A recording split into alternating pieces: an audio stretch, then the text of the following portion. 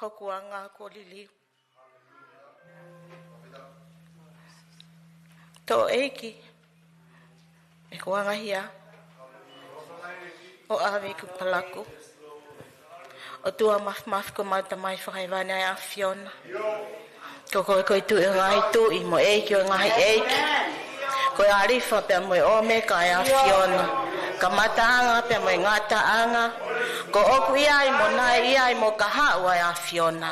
ko tu ita liwa ya fiona maunu mai e fiafkoni e ki o sayone ke kamata lot moi huo e fiafini ka gongo ya tau ko loto ku kovi hanga palaku fafitaya na ke omio alo e taha tofu pe tamai ke pekia ye kolosi ke kilala hake ai fahinga nga hala ko ki malto mablau tapak mo mablau mo nu Yehowa ko ni ko mau ke mawai mo ui mau heni e fiafini ke o ato ai pe ai whakawhitai e tamai mau hanga ke Yehowa ko ni e tamai whawhitai koe whalele ko whai ke tangata ik whai whikau ka koe tau hi ai potu ngou e koe ni whalele o ku malu pe pe aha o pe hono whare malu pe pe aha ai whare o i toko ni whai whikau kai pehe tamai ki haata ki lotu whalele ko whai ke whai whare a tangata ka mai whai whare a whawhine talawau pia moi whine mui au sia o whai mau whanau i he whiawhine o ku mau whakawhitai ke te koe mau unun mai hoa koe ni koe nei kamataanga o whiohi anga o i whiawhine ma lotu eika e kaunanga ku amana ke ne vilingia i mo unga i he whiawhine tuke tamai ke hoko ni ngahi tō kaki kotoa pe ko here tā whatou mata ke ne maioio i ho mau ngahi loto ya tuke tamai ke ongo maari ho wholofola ke ho mau ngahi ongo a ngai tamai whakarea ho wholofola i o kaunanga i tamai ya tuke tamai ke ongo maari ke kakai hau siasi mawanga ke hoa koe ni e tamai ai toe ngā e loto moi huo he whiawhine mau o atu pe ke te koe tamai mau fo ampe tamai oku hake nam kakala atu ai loto whawhitai o e whiawhine fo awa mai ai ka tupa ho alo fa mo fai mesi ke no fo ia e loto whare ngā siasi kotope tau te whito i tamai ke whare o tamai tuko i tamai ke hoke mau ngawe kotope mau fai pe ke lang ia pe ko hua wha pe sisu amen tai ke eki ko i tau au sia e sapate mahu inga ko ini ko e sapate ni au haa whawhine whai longa i maman lah pia ko i taha umai ko e koloa mahu inga ia ka ki tau ke tai lo tau a pongpongi pe te tatoia o ke tau fo'ou ka koe taim whenga maari e pe en ke ta whaia e whakawhitai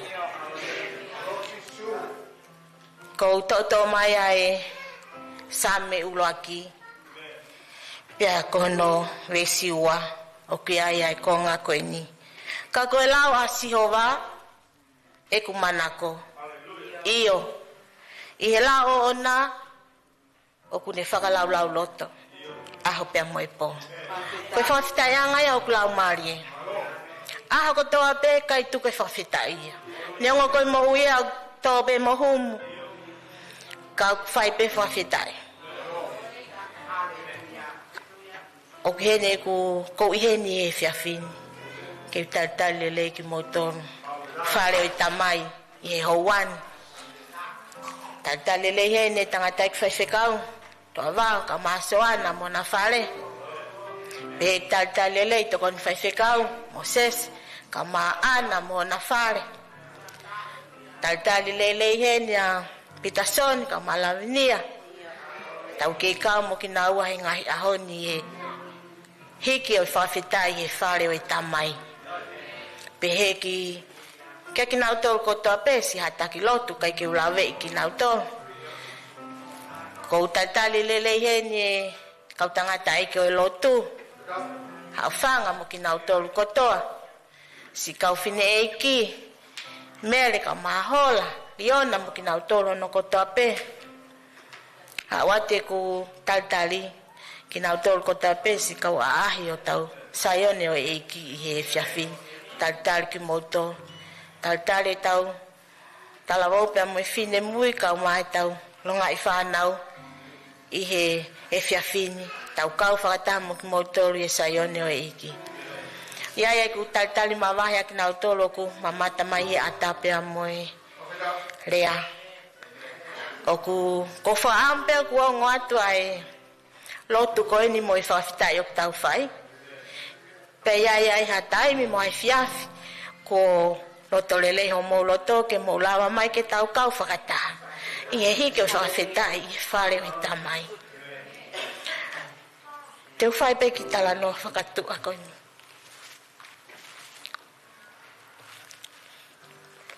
Sapate ko osi. Pawhawha ki osi taha po uri. Ko mauai ai telefoni. Ko kutaki ko ni WMC. Ko mamata hewa peke telefoni. Ko iau tangi. Kai ke tari au e telefoni. Hena hao peke ku whakakau. Mahalo ko whikau ke whakahoko he aho. Ko whoo ki whikau. Tale tupu akpau kau main ke siasi. Te kei ke tu ata memu an ke tali ki motol siasi. Koe fua taimi pe. Na kei ke tali a telefoni ai taki. Kana aku mohe he poko ya. Ko ngoi pe kou tau tea. He kou talangata aki ai. He kou osi ilo pe koe whikau o ai ki whakahoko. Hau ke awe taha. Ko awe kou toi tā mai ki he taki. Kou talangi ai. Nai kai ke umau ia ko kolona utoki mau piau aneu. Ka osi koe ana ku sief piau ki ai kau loi ki hok taki. Ke whahoko mai he taki ai ngā ue oi ahon. Nai kai ke usio ki he taki he vitio kolo. Kana ku mo ua no sio fi whakamama ua ku hoa. He nai osi ai e whatongi ai, nai osi pau ia ki a te au ke ualu au ki ai, pe he ilo pe te umau e au ia ai polokalama o e fiafini.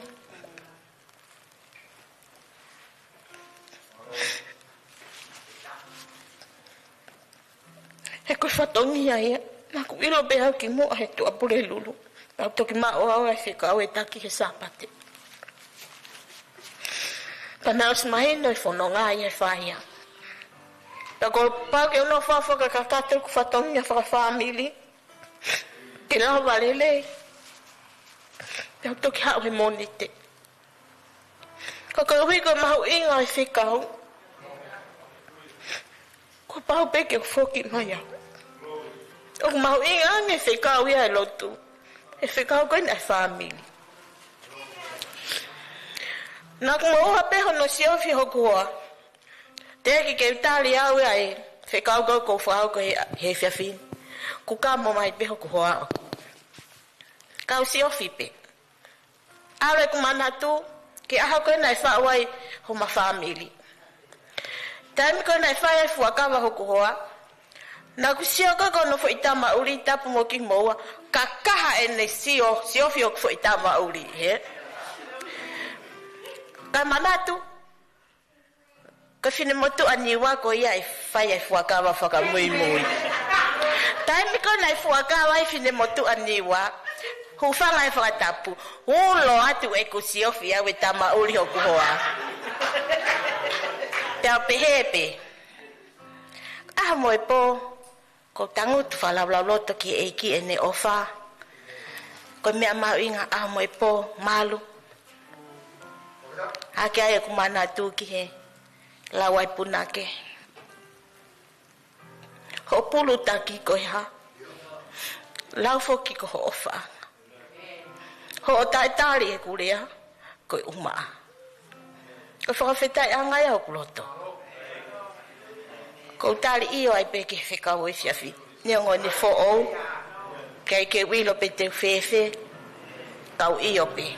Awe peki e iki o ene kawenga mamafa. E fua e mamafa. Kai tuku ke a aku au no mama. Ngari fulolo au talitali. Tuku ke tawa o ki e konga whakaosi. Ko e taimi e tau fuaki. E tau wahiongo fulu.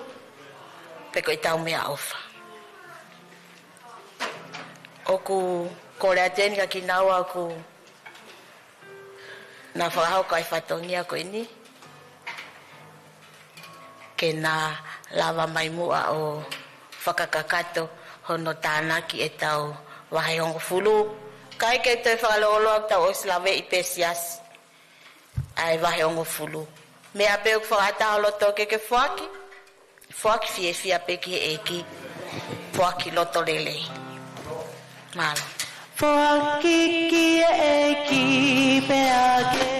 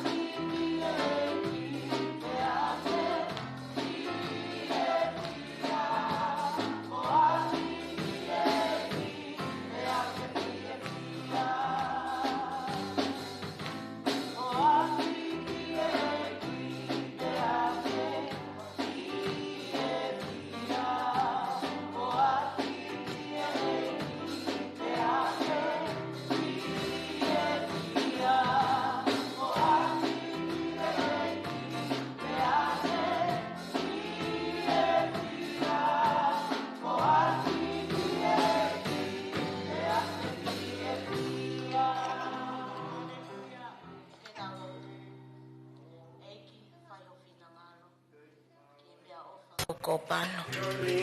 Koe na eki ho inasi. I he mea na ke whaki. Tamai oku tai whetu oku ai pe maulotu ke te koe. He kumawi loko koe oku mea ai mea noko toa pe. Hangai whawhonga mai e tamai. Koe na wahe ongo fulu pe mea ofa o siasi. Oku tuku i ho orita. Tuku e tamai ke hoko ai ngai whaki ko toa pe. Ke lang ia pe ho huafa. Pe tuku pe tamai ke whaai mai ai anga mea nai to o mea ai ngai whaki ko toa pe ko ini. Ke hoko ai mea ofa ko toku I ho ori tai tamai. Ke langa aki ia ai ngā ue au siasi. Ma whai ko toa pe ai lotu pe moi hu I huafa pe sisu. Amen.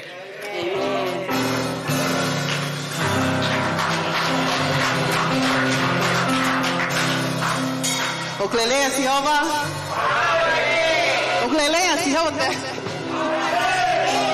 Mawaipe. Lelea Sihova. Ko lea tu ke mo kataki o mea haki. Please rise to your feet. I would like to say a happy Mother's Day to all our beautiful mothers, grandmothers, auntie mamas, sister mamas. Weekend kakato ko nofo pe o whakalala loto ke foi lea koe hu mo whakawhetanga. Thinking about these words, worship and praise. Ko hai o hinga e whai lea koe hu. What is the meaning of praise and worship? Or worship? Pe o whakasio ha ke lewa And as I did my search, tala mai koe adoration. it says Whakaapa-apa. it is reverence. Like when you brag about something. Pole pole. Praise is like a lifestyle. So if throughout the week you've been praising God every day, Yes. man, you come to church and you're like, I can't wait to praise God. Hallelujah. Amen. Ko tui a ue ka inga tui o ku kako palania o tua ke tau, ke I tau believe stress, it is not God's will for us to stress. have anxieties. Yes. Pa ko le atu ke mo lua lulu I ka ask you, to taha please turn to the person next to you, shake their Tell hand, them you look beautiful. welcome them, tell them you One of look the band sings beautiful. us a song. Iho loto lotonga e Sihova, te me e o hange ko te vida. Iho loto lotonga e Sihova, te me e o hange ko te vida. Te me e o hange ko te vida. Te me e o hange ko te vida. Iho loto lotonga e Sihova, te me e o hange ko te vida. Iho loto lotonga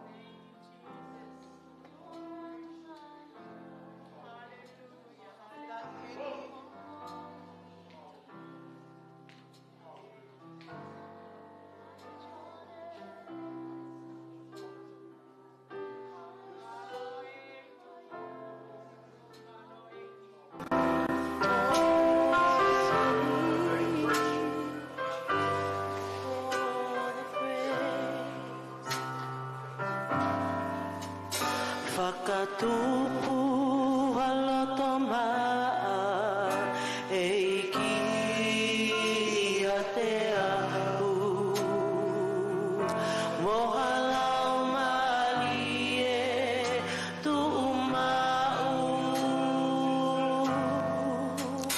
Fakatupu halotoma eiki ateahu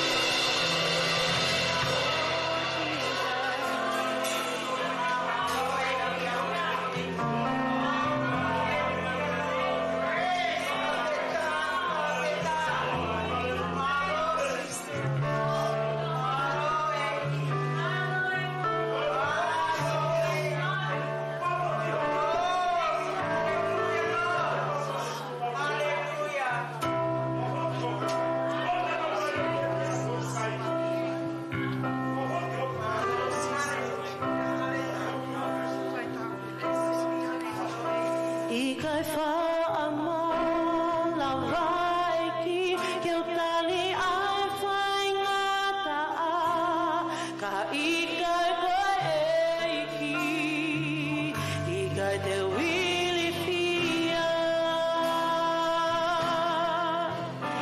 ikai lawa ke fufu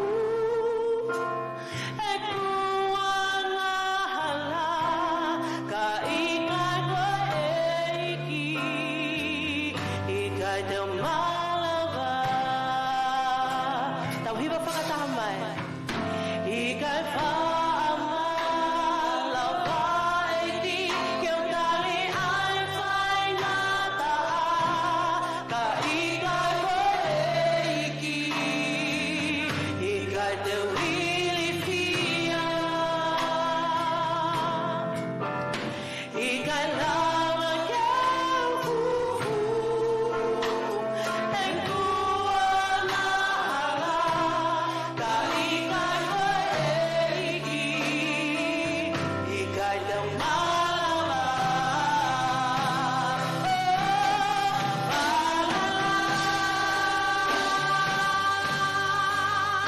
Holo ai whaingata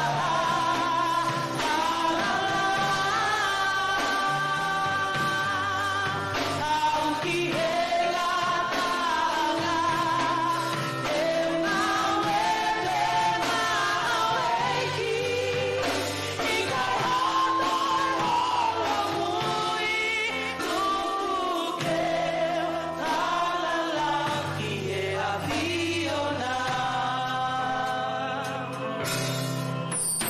Whaingata ake malawa eki ke tali ai whaingata ka ikai koe eki ikai te wiloa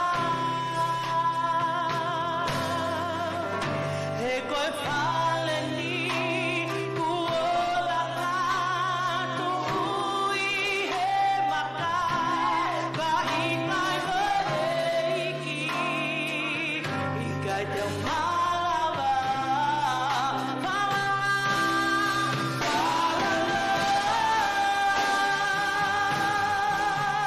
Hoko ai whaingata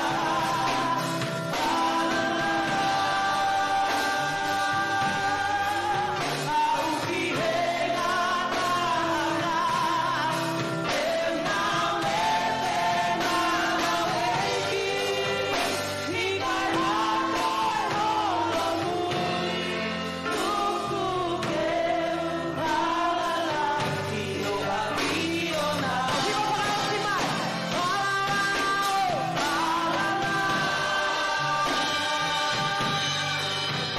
Hoko ai whaingata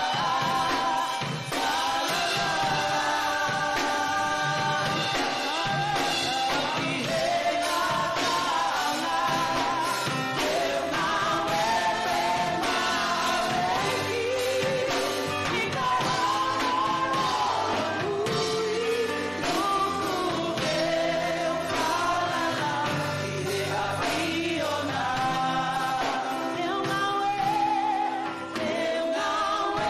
pe maweiki Ikai hatoi holo mui Tuku keu halala ki he aviona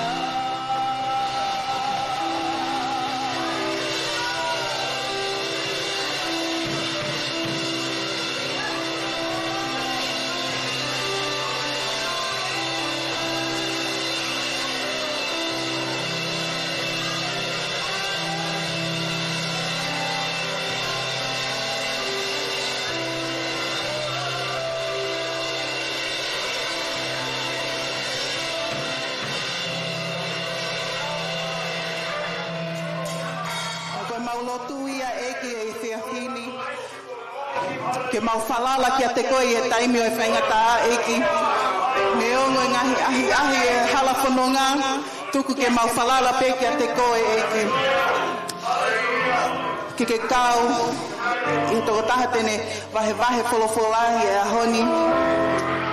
And we give you all the glory and the honor, Jesus, for our service this evening. Be with everyone. May they leave a new person tonight, Lord. We thank you and we give you all the glory that you truly deserve. In your matchless and powerful name. And everyone says, Amen.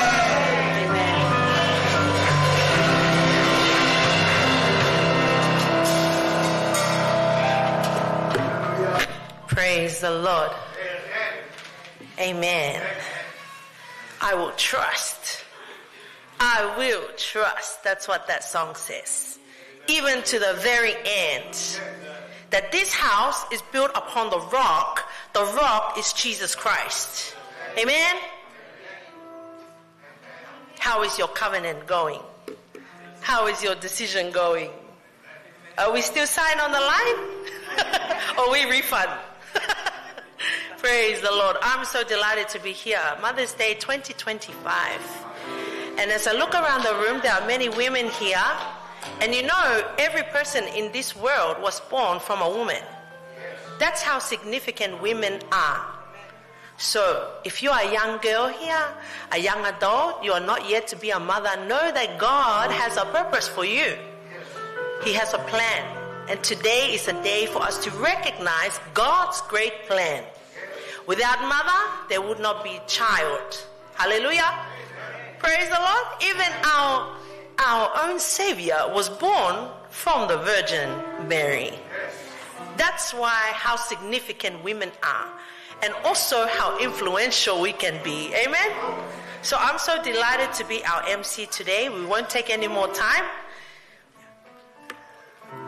We will move on to our very first testimonies today. Who would like to hear testimony? Testimony really means a praise report. Talk about what the Lord has done. Amen? Hallelujah.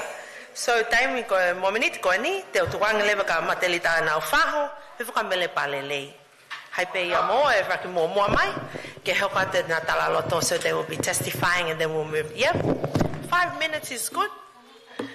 And then we will continue on. We have a youth item and then another 2 testimonies, then another item. So hold on to your seat. Keep the joy. God is here. Amen.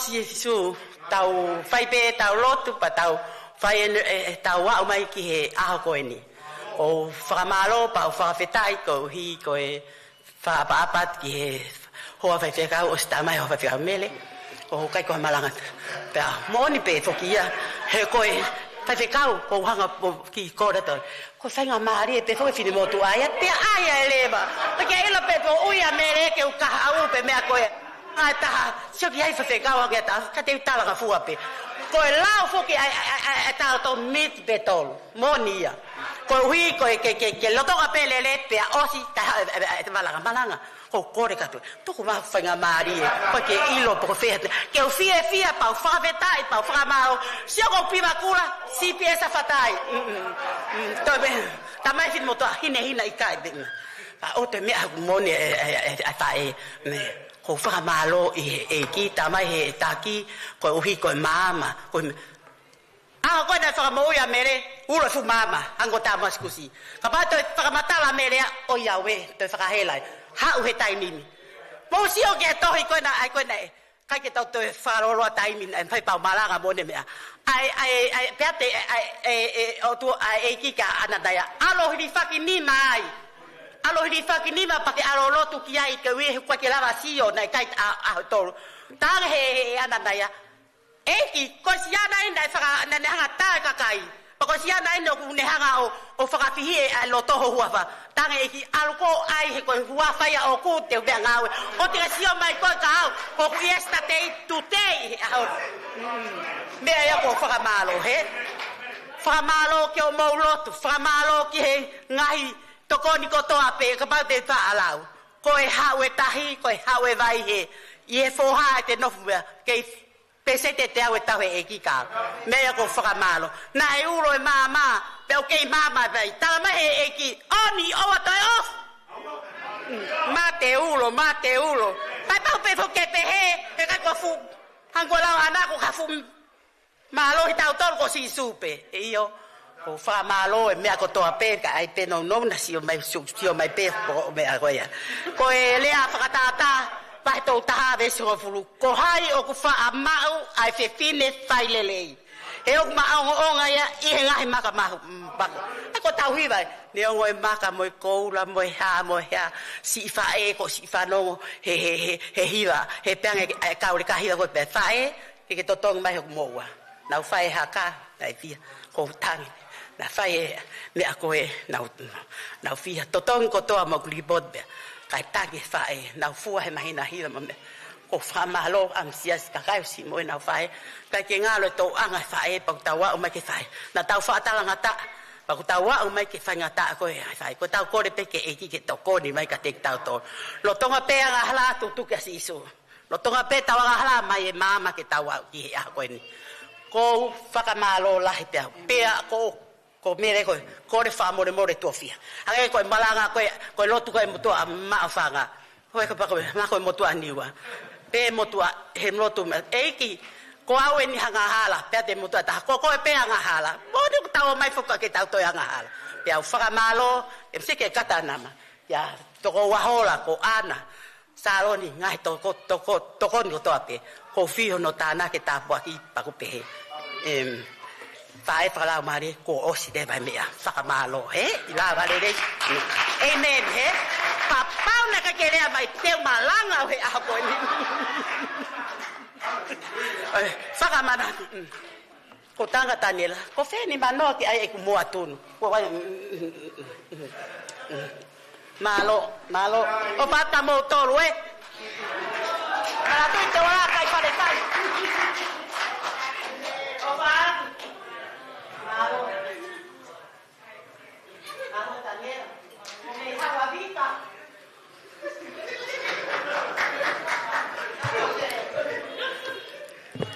Whawheta ko osi whai ano whapapa mi he tunga malangani mi kamata pai kai ke toi whakaloroa ki hui ke toi whai ano toi tu oua pea ko tau whanau pe whai kon ko me na whai ne wahai pe na ta pua ki apito pea ko mai whoki ke whai whoki e tau ai whamoni pe ko e tala loto ko hini me he ngahi mea i he kua hiri na ke whau mai ai o au mai ke ahoni me ha a ngahi tuunga ko ia i ho ngai whanonga mai ko ia tala loto o whai pea o koto mua tuka whapapa malunga ki he o tua mafi he ko ia une mai e mo ui he ko ia une mai ai ofa ngai mea ko toa pe kia ki tau tolu e tau mo ui o whai e ngai a koini pea ko e kutala loto ko ha ngahi lea o ku whai e whorofora mo kautaki maha winga pea ko e kutala loto ia ko ia te ukamata pe mi e ko si sukalasi na tau whawheta i ko hea koe lea na taimeni ihi utau mahu huho tau roto i ngahi lea wa osi ai moia si sukalasi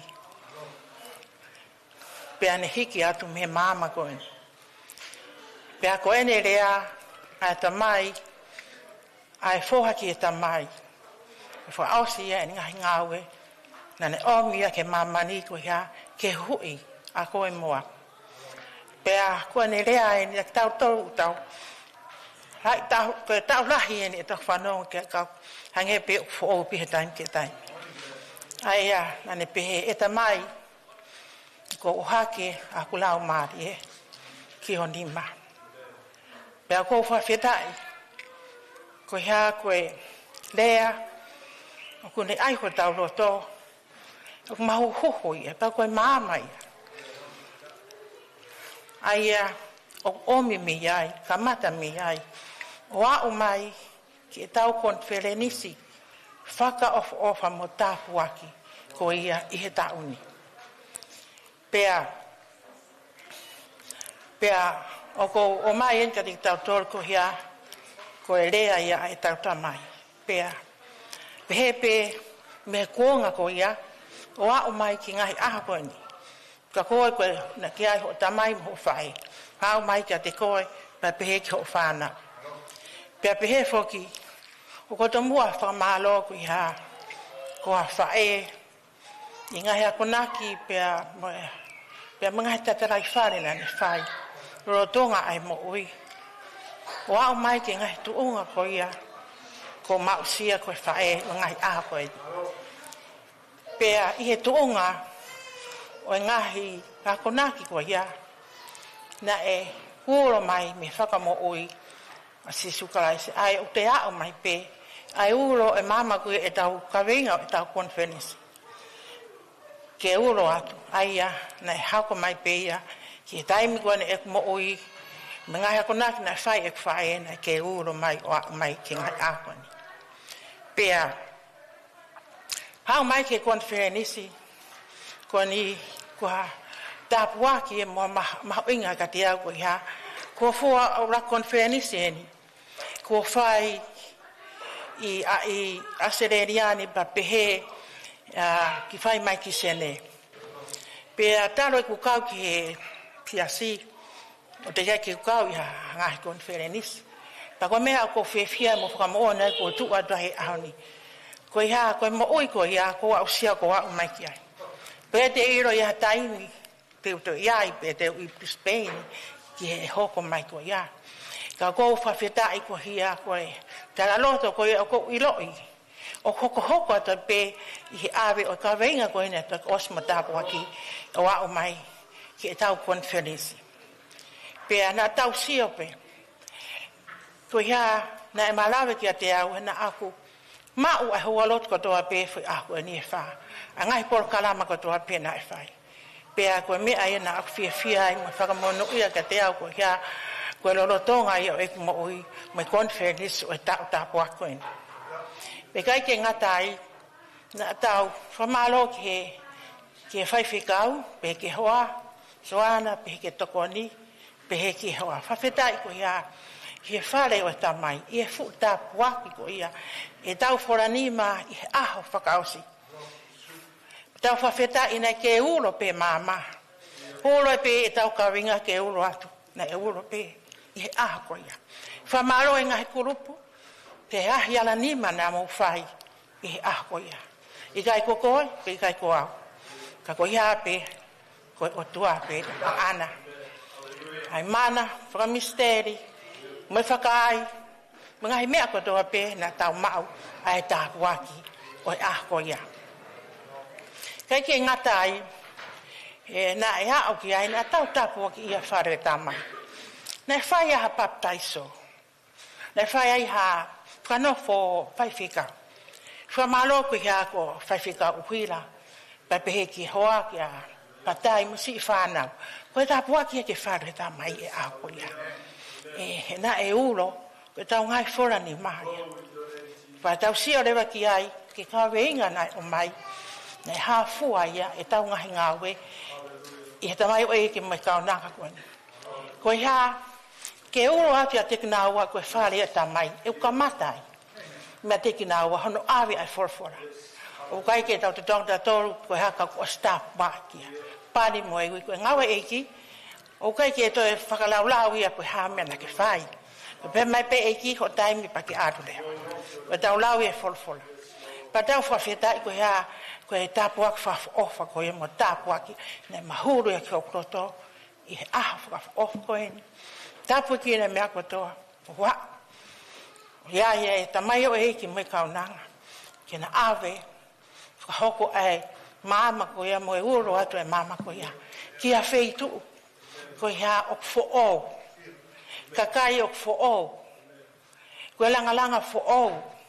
koe whanau ke o ke ako pa who'o e mea kotoa pe pa koe taulo tu ia e ngahi aha koe ni ke hoko atu ai māma ko ia mo e uro ko ia i kamata ia teknaua koe whare ia tamai pa pehe e tau ko hi ke tau hoko atu pe mi he tau whanau ke pehe ak nau tolu kotoa pe e alu atu o ave ke whamoiha lau maari e pe mo e ave ai whikau ai otua pe mo haiti ne to o watu pa ko e ku whamonia pe ko e ku tala lotoia ke hoko pehe atu ai pe ai uro o e mama ke ao kia tai me to ha ere mai ai a sisu Christ he ku ke uro pe ai mama ngere ngai forfora mo ngai whikau o mai ka tiktaru ka pehe pe ku ya e hawa tau e ko sisu Christ ta tare a tau to ko ngai tau whanonga i ngai ko ni mo mama ko ya ke uro ke ao ke whitu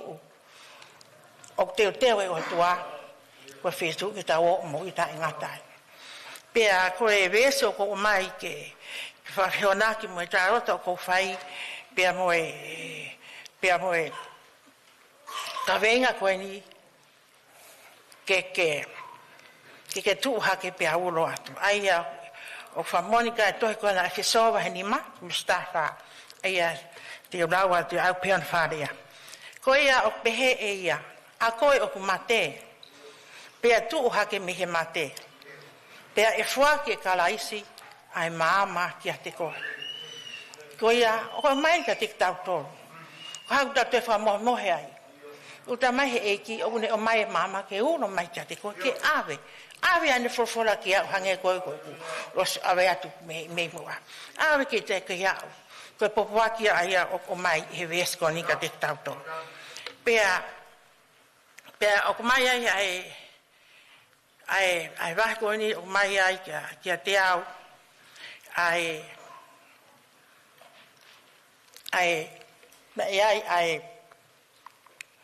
lea mahoinga mo tapuaki na whataha me konfenisi koni na tau whai ko lea mi he tuitapu koe kakai e ko pane e ki o ne mea ngawe aki pea ko ne lea e ki mamani ko toa pe ai popo aki mo whikau ko ni ka te tau tō. E nā whanongo ki ai panai kai. Aia, ko ni ka wei ngangi o ene rea au pehe. Ke build, preach, not war. Ke tau sio ki ai. Ko e huinga mai ka te tau tōru. Ko hanga au e te ke whai. Ko ai whanonga o tau whai e mama ko ni. Ke tau whai ia i whanonga koe i a whai ta. Pea pehe ki he taha i mea kotoa pe o tau whai i whanonga i mama koe ia. Ka i kai, ki aha taimi ki ha a ki hanga o whakangata ngata. Ai anga i tau whanonga, pene hanga o whakamawai wahei, a i tau mo ui mo tau whanonga koe ia o whai i ngahi aha mo tau kotoa pe i whanonga o tau oai. Pea, profetai koe ia, o mai pe ko ya ko haki ta roto ki tau sio e mea maho inga e ka veinga pe mo konfenisi pe mo tu itapu i hono whakanofo i he taha i mahina ta tau pe aina taua usia pe o mai heni ai whakaosia e kuki whakamo o ni o e ka veinga nei o mai pena e kai ke maulau ai ka veinga whakaosia a e tau Ai ngahi popuaki me tala monu ia, me tala monu kufai, I he paresteni mo e tokoni, ka pehe ke ka komiti na na whao, ai polo karama koni. Pea o ku malawe ke hoku roto, ko hea pe na mou lau pe ikai. Ko hea ko whaka osi ia, o e tau katoa nga whaafu ofa na e whai, pea ko e ngahi ta monu o ia mai ka te tau tolu e whaka osi. Ai o ku, hangi ko lau o lau whapālangi ka teu, lau atu pe, maharo pe mahino atu pe. Ai o pehe ai pehe ahono wharea. Thank you so much for being part of this year's of annual conference. It is a true blessing to share the special time with you. Our prayer is that your life in the ministry overflow with love, purpose, and abundance. And we continue to arise and shine. God bless. Pia koe whaosi ia ai au ko oatu he konferenis koe ni koe I he tāpu aku mo whontapu he tala noto o kowhai.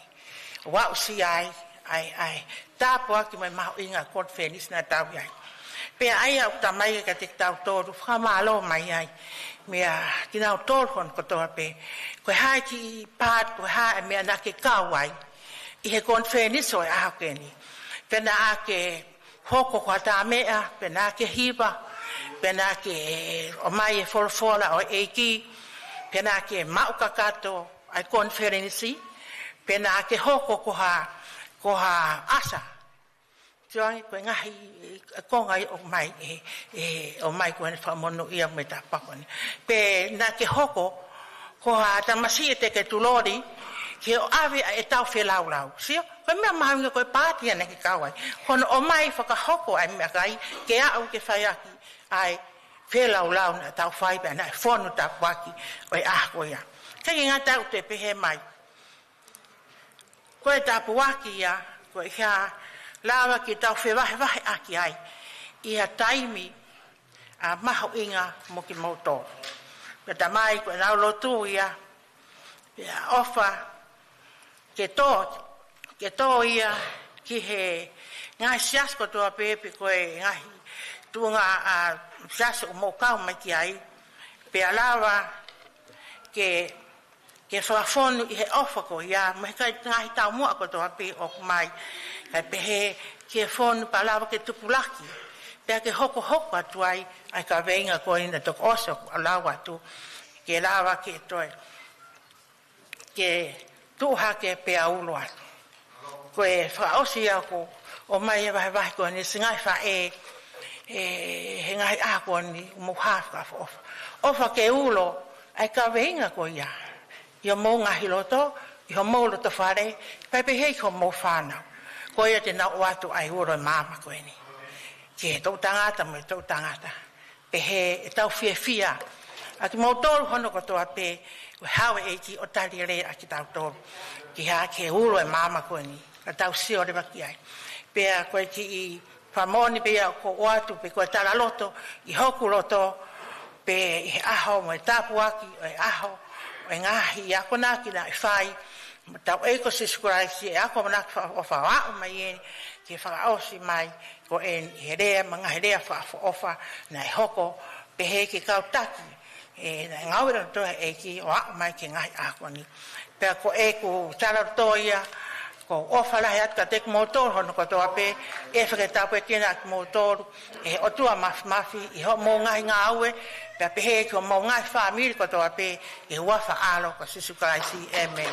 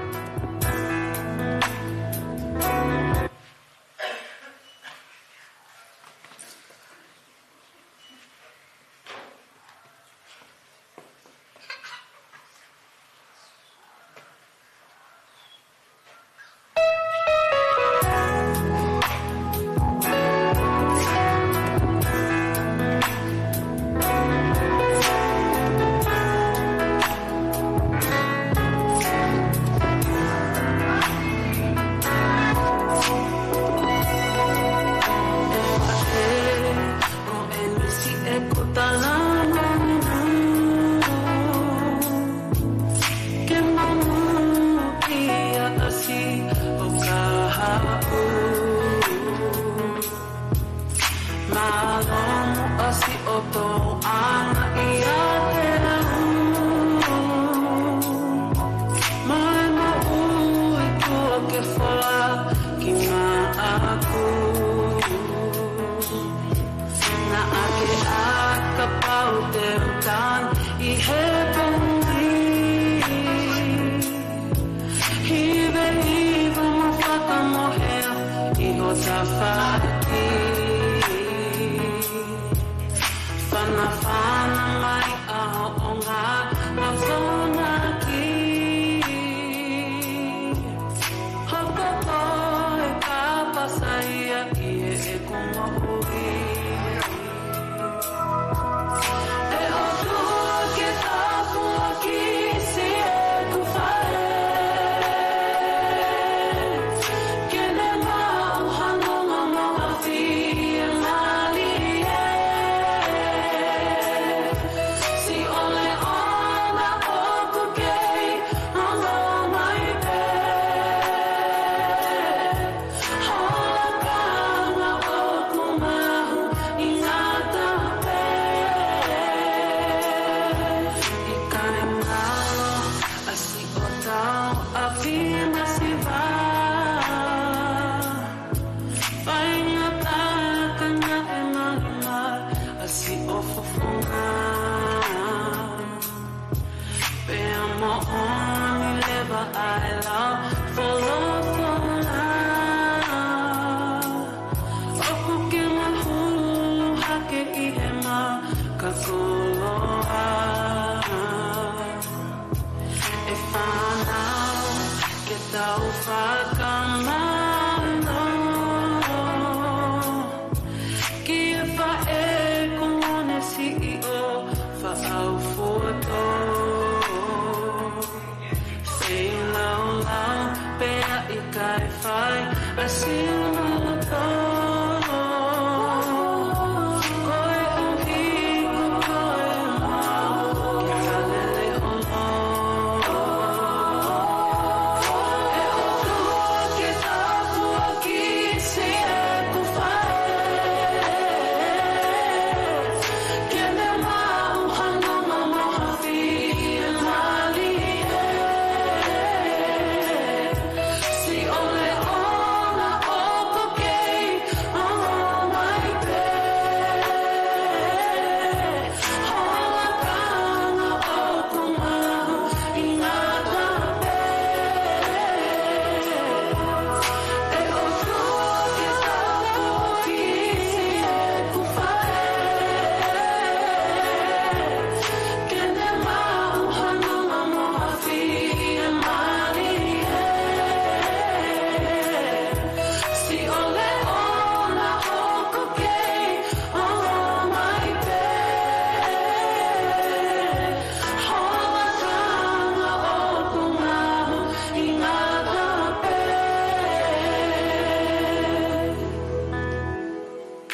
Hallelujah. Malo apito kau Kingdom Joy Youth. Tau toi pas-pasi mai ki nau tolu. Tau hoko lewa ki tau talaloto whika tolu moi whao. Ko sista whatai uhila pia foki ka sista anasiale. Tau pas-pasi mai sista whatai malo.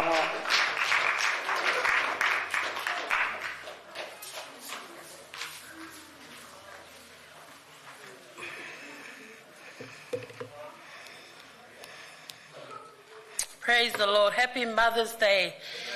All the mothers and whale o tamai. Ko tamu atu ka whawhetai, ma whawhe malo. Ke ik mawhi. I hano tauhi ma ne o whahok ne whai ke kumaui. Ne tapua ki iau ke hoko koe whae. O kaunga kaumo ki mautolu. E aho maho inga o whae e aho ni.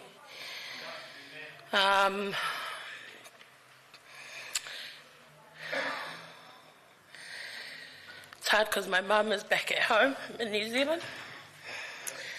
And I haven't been able to be with her for 7 years now.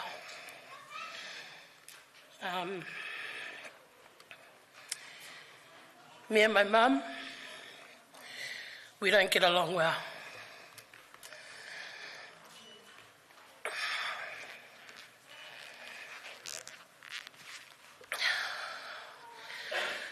But the heart that I have, I love her no matter what. Mum, if you're watching this, happy Mother's Day to you. I praise God because He put me here today because I have mothers in Christ. My spiritual mothers and all you ladies here. Thank yous for being a mum. Thank yous for speaking encouragement. Thank yous for not seeing my past, but seeing who I am today and who I'm going to be in the future.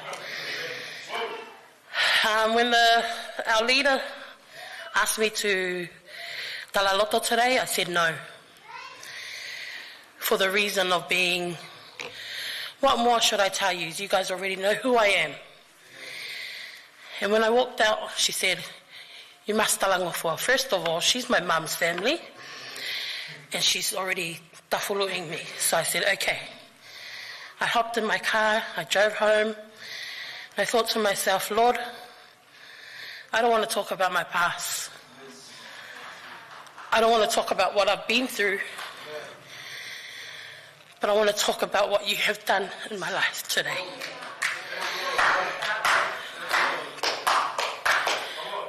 Church, it's been a hard road, but I'm still here. So many times, as a wife, as a mum, I give up. I cry most of the time. It's not easy having 11 kids, 12 alki husband. It's not easy. I am a mum at home, I am a father at home. But I guess God made me who I am today for that purpose. My husband has been called, you guys all witnessed, to become a pastor. Our vision was called to serve in Perth. It's not easy because we have no one there but God. This town, I haven't been there. I don't know anyone. And I guess when I said yes to His calling, this is God's way of saying, Fatai, you're coming back to me. No more McDonald's for your life. No more KFC. You know, you are going to stand up. You are going to cook food for your husband and your children, and you are going to work and serve your ministry the way I want you to serve it. Church, this town is nothing there, but this is a way for me to get closer to God. My relationship with God in the past, my family are not, they know of God, but they don't know of Him. And that's how I grew up. I grew up aluke he lotu, aluke ako lautohi, aluke he youth, aluke a whataia or meet up with the friends. Hola me he lotu. But I thank God for blessing me with a husband who straightened my path to follow Him and the calling that He has done, that God has given him.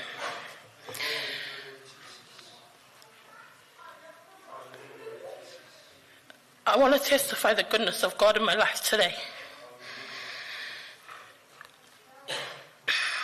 The week before the conference, my daughter is in a discipleship training course. And she had 2 more weeks as of the Friday of the conference to pay her outreach fees, which was $6,000. And I said to her, Whanga, tau lotu ki ai. let me and Daddy be part of this conference. And once this conference is over, we'll see what we can do, but continue to pray. Conference finished on a Monday.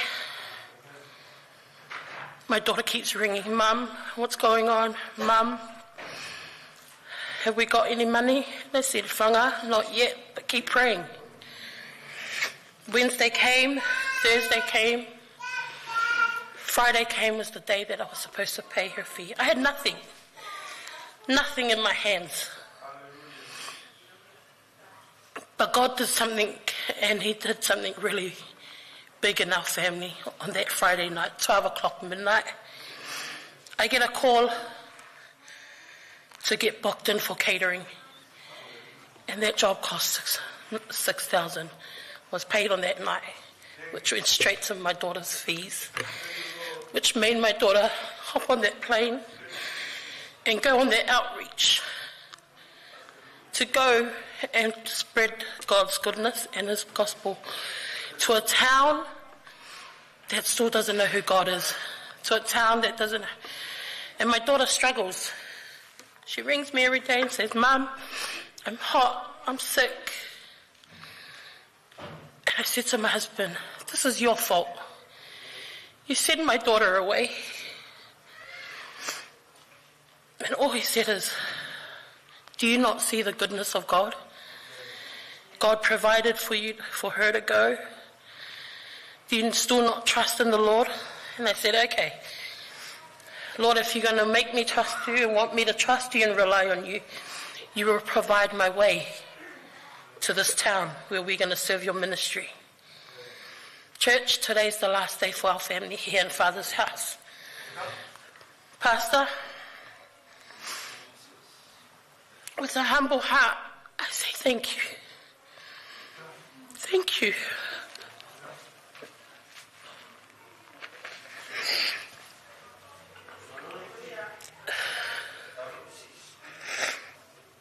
Thank you for being patient with me. Thank you for being calm. Thank you for your teaching.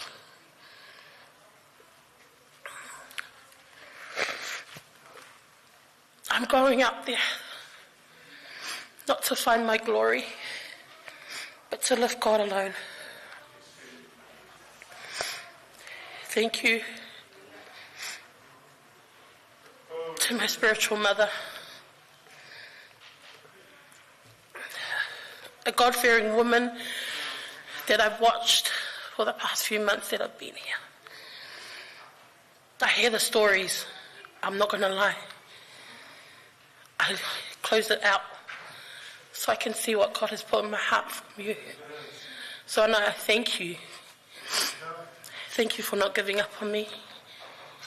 Thank you for standing beside me through this all. Thank you for teaching me and correcting me.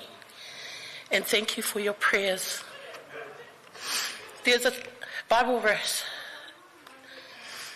that has sat on my heart for the last few weeks as we prepare to move.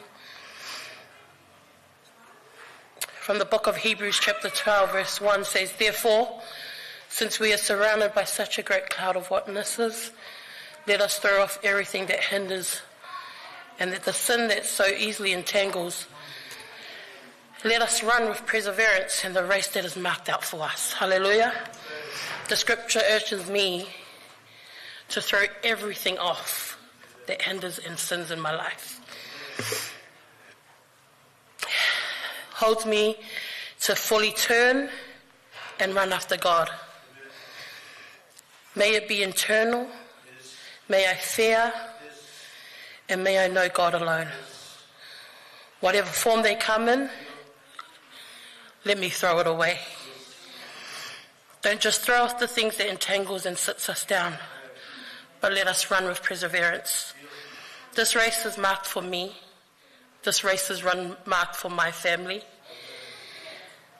So let me keep moving forward, God, so that no matter how tough this journey is, I am guided by grace and fueled by his faith, and I will press on.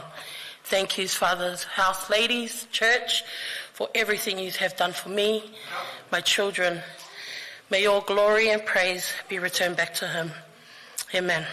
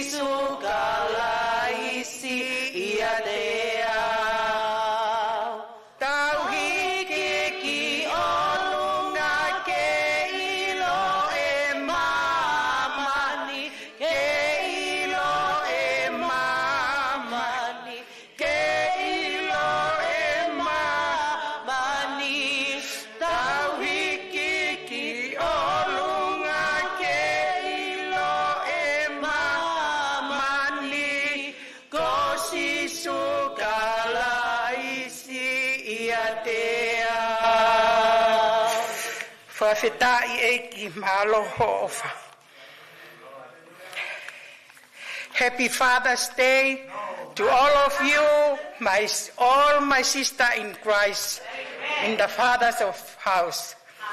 Ko mauha o falahia tu kia ki mautol, to mua whamalo ki otua, e ne ofa mo ne tau la maha o lawe mo ui anga hala ko in.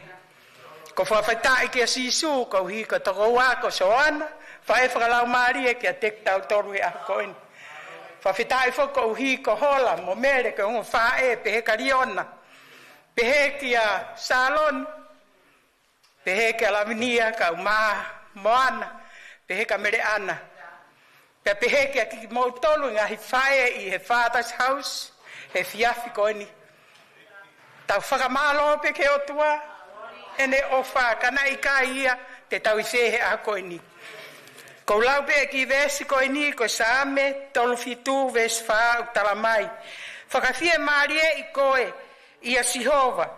Pe tene foaki ki a te koe ai ngahi hori holoto. Tamai ki vesi ko ini kainga i he tui. Whakawhia marie i koe i a Sihova. Uhinga mai ki a te au pe mo koe. He tene hanga whakaai atu ho fie mau.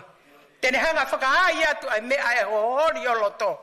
Mea o ke whinga ki ai. Kainga, ko whakamore heni ke whangatoko ua kotoa pe i he Father's house. Tata te whito toko ua i he totoa hola. Ko amohola ko ngotau te hina kui. Pe ka sonolo hea. So ana ko familia ek whae.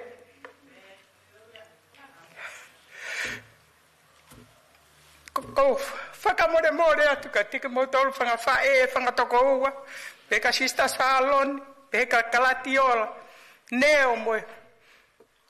Young couple kotoa pe nau i heni e whare tapo e otua. Ko au ko sa ia mau pe ke whai e mea ko kore whakamore, moe whakatoko ki lalo, anga vai. Ko kuanga ko hoku mari, ta e whaalaua, i loia e peti. O kai ke hori au ke pure ia ha mea. Homa family. Ko ma mea fai no foi a pia ku lotu pia mo e me lotu pia i loto fare. Fo fai u lauto e pong kotoa. Ko mea na makore, ko makore ha fare ke mahiki ki ai. Au kai e makore. Pia ko faka ai e eiki. Toi pe ke masaini. Ko ki motu i fare ko ni o kumau ka iaha mo fie aluangi. Tau tuntunu hakika pakau moa. You welcome anytime. Teu toki whakawhea ia tupe mo tole ngai mea la. Kai ke talati ana mo ilo. Ko si ita mo ia he tala mea te kai ke ilo i. Ko a whakian patau me peki mea ia ko os whakamatala ia. Ko kai mumu aku lahi. Ko ia he kai te whai ha tala loto ko sta mai he hoa. 2 minutes. Mahal ko fie kaia. Hange pe ko lau e ku tama ko ni ko fatai. Ko fatai ko ha uia mi tonga rere ka me ha haviri. Mau tau te hina kui, fataha mohola. Kau tonga rere ka kuia ko kau isleri I hapai deo. Pea ko whakawhetai mo whakamalo ke tama ko eni. Amana ke ne hiki atu mo hono huse pāntimu ena whānau. O ngoi he koe me mipa ia koe konga ia ho tau kupu e siasi. Whakawhetai ke eiki ko taha whatai. Alo mui ho mari, mui ave ho mo whānau tataki he lotu. Koe tau lotu o tau whai ki mua ka koe tau whaholo mui ki mui. Ai ke aunga mau pe tau homi ki he whare Sihova. Anga lahi e mau ki lotu toko tolu mo kongo toko ua ko ni hola mo mere. Ne anga pe o ku iai whatalahui kana ua. Koe ku rea pe ia ku hoko pe ko ea ku rea pe ia eo al. Kau ka ita ka saloni. Ko ni sio mai pe saloni hangene ka ke uitau ki ai. Kau ka ita ia so ana tatau pe moi. O ku hoko pe ko matangi e ku ita. Koe anga ia whanga toko ua I he lotu, Father's house. Hoko peka matangi ho ita ki ho whanga toko ua. Maui fia ki e taha kotoa pe. Ko au, ano maui ho wale a maui he unuata neu. Darling Hapa, I'm sorry. Can you forgive me? I'm a sinner. Kai ke forgive au ke kore ke si isu ke forgive my sin. Kau kore au ke ne whamore more ia. Hono ngā hita ana tātau ko ne rea mai pe ala te foi rea. Rea mai pe. Toko whea pore mo hama. Kone aspe ko ala to e ulu. Oh, sorry, darling Hapa. Forgive my sin. I'm so sorry. Oh, ma hela e. Tamai, anke, ko de whamore more pe. Taimin, te whai pe mea tātau ana. Ko e ku mo ui he taimini whangatoko ua. Liriu au pita o warea mo.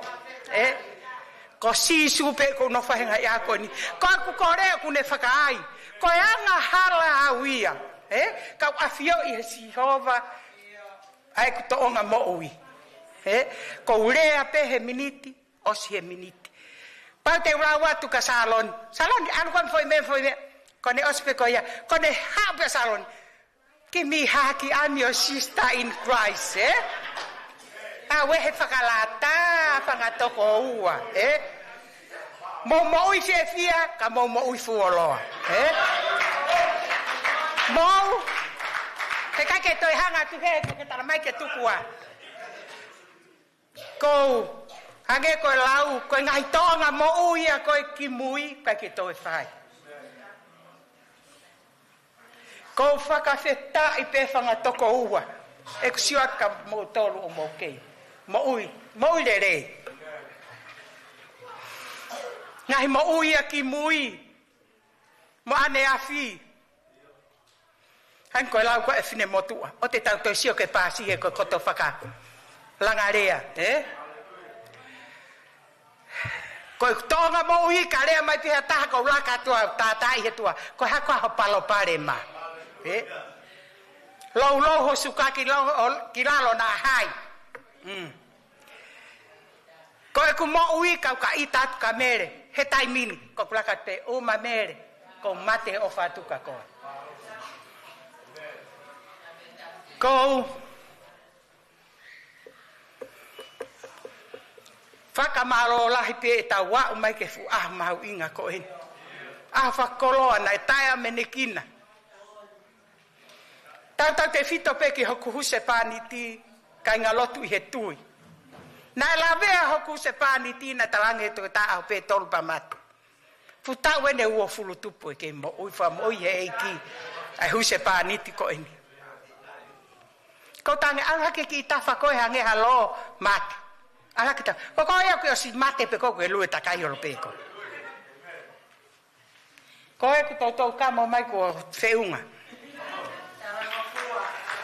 Tau talango fua peka tau no. E kau toki ilo he kutuat mehini koe ului au family. Thank you. God bless you all.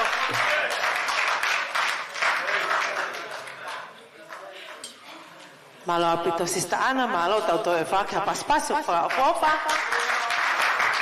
Kole ai lewa ki he men and women or women's item. Hoko atu lewa e he taini malo apito. Pe ospea tau tuku lewa tau half hoa ki tau whiwhine malanga. Is that good? Let's leave half an hour for our preaching, not 2 hours eating and only 5-minute preaching. No, let's do the preaching. Amen? Hallelujah. Kada ke unun mai be mai men he kai ke ya ha mo hiwa po ha mo me vai mo mai ken ke tau hiwa ka to ape hallelujah fa feta ke e ki tau ke ma fa nga mari e fra malo ke e to fa fra malo e to ta ka ko fa feta pe ko fia pe i amana ke tau hiwa fra fo nga ya ki pe ai o fa ba mo e tau ya e ki fa mai tau ngai mo ui. Hallelujah, Fafita.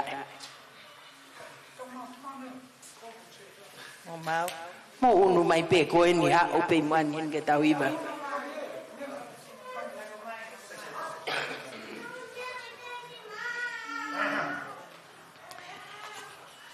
Wa. Tol. E fa e ko ho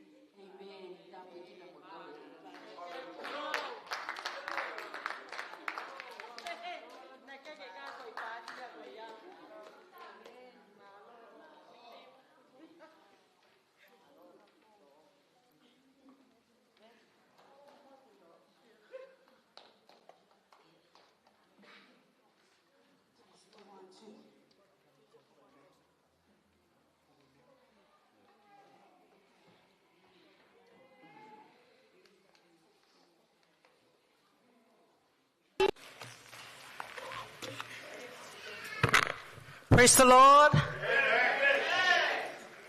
What a privilege and honor to be here in the house of God this evening.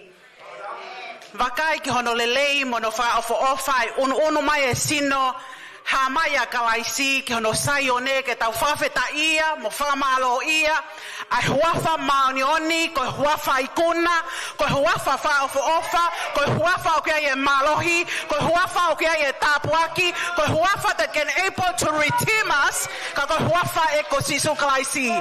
Praise the Lord. O ko lau ko e tapuaki ke ku mo'ui I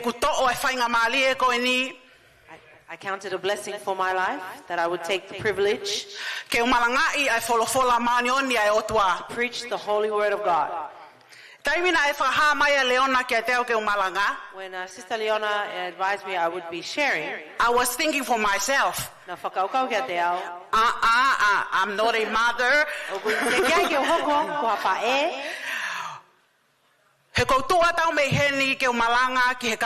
They have lots of experience. Hallelujah.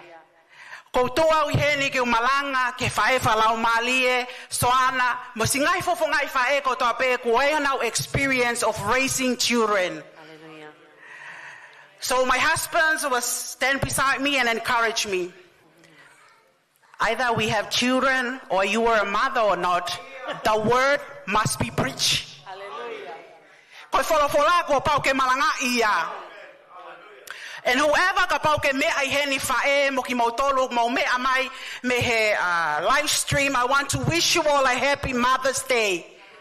Me he fale o tamai o ko mau ai o falahi atu pa ko I heni ke whakamanatu ka te mautolo ngai fae. You are important.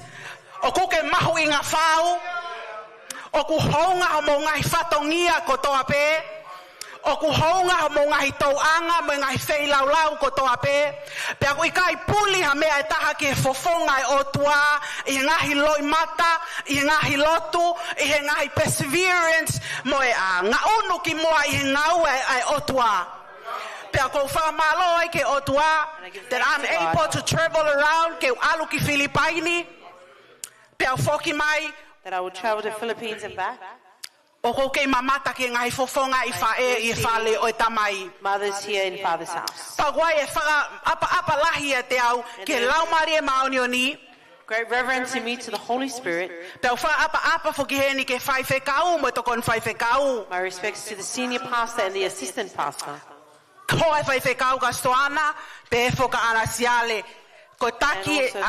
Women's Fellowship department Oko mau ai loto whakatoa ki lalo mo oni mo loto ofa ke te motolu tingai whae ko toa pe. And I have a great love to each and every one of you mothers. There is a word that I would like to preach for us. Please turn with me to the book of Ruth.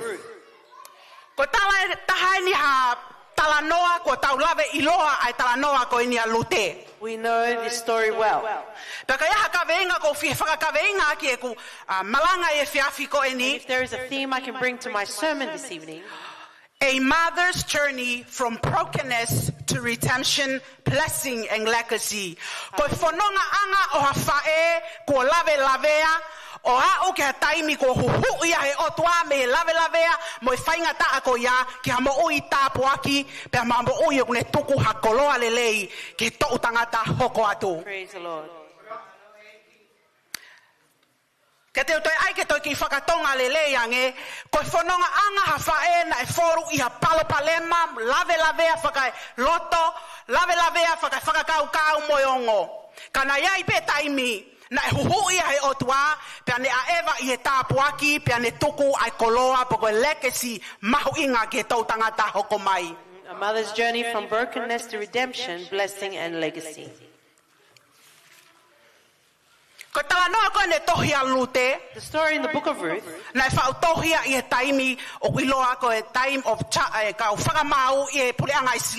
It was the origins or the timeline is in the time of the judges. A time that Joshua has passed on.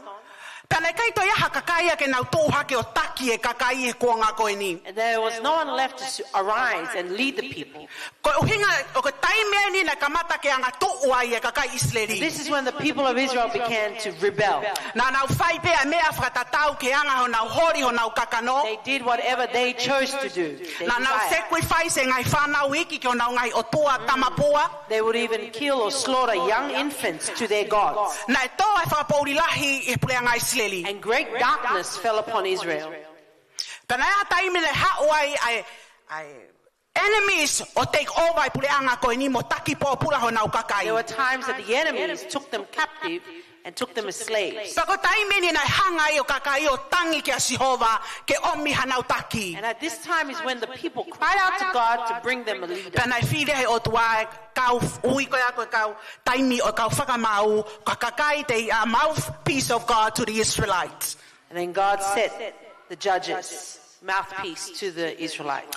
Ke tau sio I he hiki tohi koe ne tohi koe au lute I e tawaha taimi koe ni. In the book of Ruth, during this time, Ki mua koe ia pea hanga he o tua tok whakanofua Saula ke tui ke puleanga Israeli. before God set Saul as the king of Israel, Ko palo pale malahi ani he tala noa lute te tau sio ki ai mo ui a Naomi the biggest problem in the life of Ruth was the life of Naomi. mo os ilo mo tole tala noa koe As ni. you already know the story.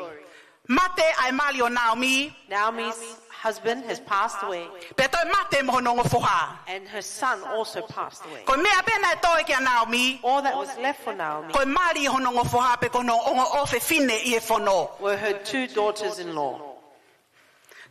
Whanongo a Naomi ko tō ai tāpua ke o tua I Jerusalema. And Naomi heard that the blessing of God has fallen in Lolo tonga ko Jerusalem ia ene ke I Moape I he taimi ko ia. while she was still in Moab.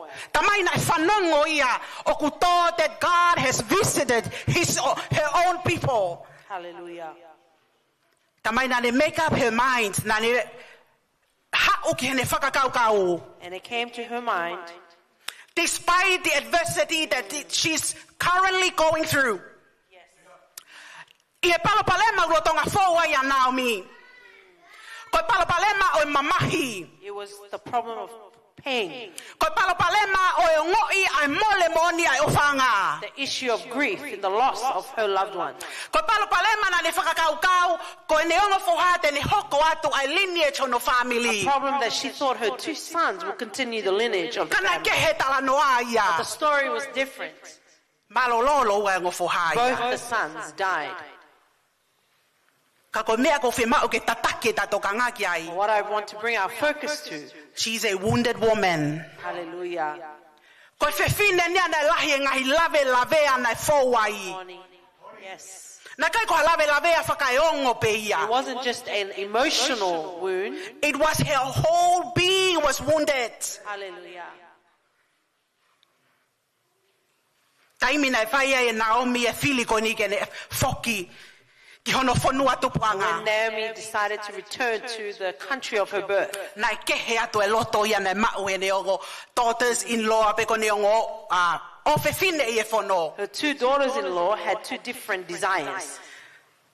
Na na hohori loa they both of them they want to follow their mother-in-law. Yes. Na na fie mui ko toa pe e na ongo foha. E na ongo whae, e na whae. Ka koe o whae ko ni na ne whekau. Mofoki. But the love of this mother, she said, return. He kai te aha kua ngofoha aku ke mo mali mo I do ia. not have any more sons for you to marry. Te kau katoe mali, And if I were to marry again, te mo vai mo te ke lalahi e ngofoha ia. you will be too old and the sons will not be yet older for you to Kana marry. ke he taimi na sio alute mo respond ki he mea na talange e Naomi ke te ia. But Ruth saw something else when she responded to Naomi. Na ke he ia. She was different. Ta ko mea ka poini uluaki ko whi mau ke ta My first te ulave point ki ai. that I would like to touch on today. He ke sio ke tohi alute, Turn with me to Ruth, vaheua vesta hauno ke tawhito. chapter 2, verse 1 to 16. Pene pehe e lute. 16 to 17. Ko talia na lute ki a Naomi. Pene pehe e lute. Oua na ke kole ke uli aki koe. Peke ufoki me he mui me ia te koe Naomi. He koe poto o kuke alu ki ai. Te tao ai. Koe poto te ke mohe ai Naomi, te ta mohe. Koho o kakai, e hoko kohoku kakai. Hallelujah. Pea koho o tua, kohoku o tua. Praise the Lord. Koe poto te ke mate ai, te mate ai. Pea te utanu ai. Pea lahi hake, o ka pau e ai hamea te ta mawai ai mo koe, Hallelujah. ka koe mate e pe. Hallelujah. Koe poini o lako fia mai ke utala noa ka te tau tolu. First point I want to bring for us is this.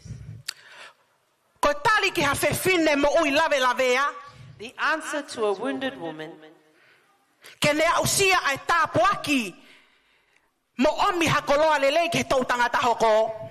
that she would attain a blessing and bring blessing to her generation. Ko fia mau ia ke ta mau e mea, koe tukupa kakato. We must have unwavering loyalty. Unwavering loyalty. Hallelujah.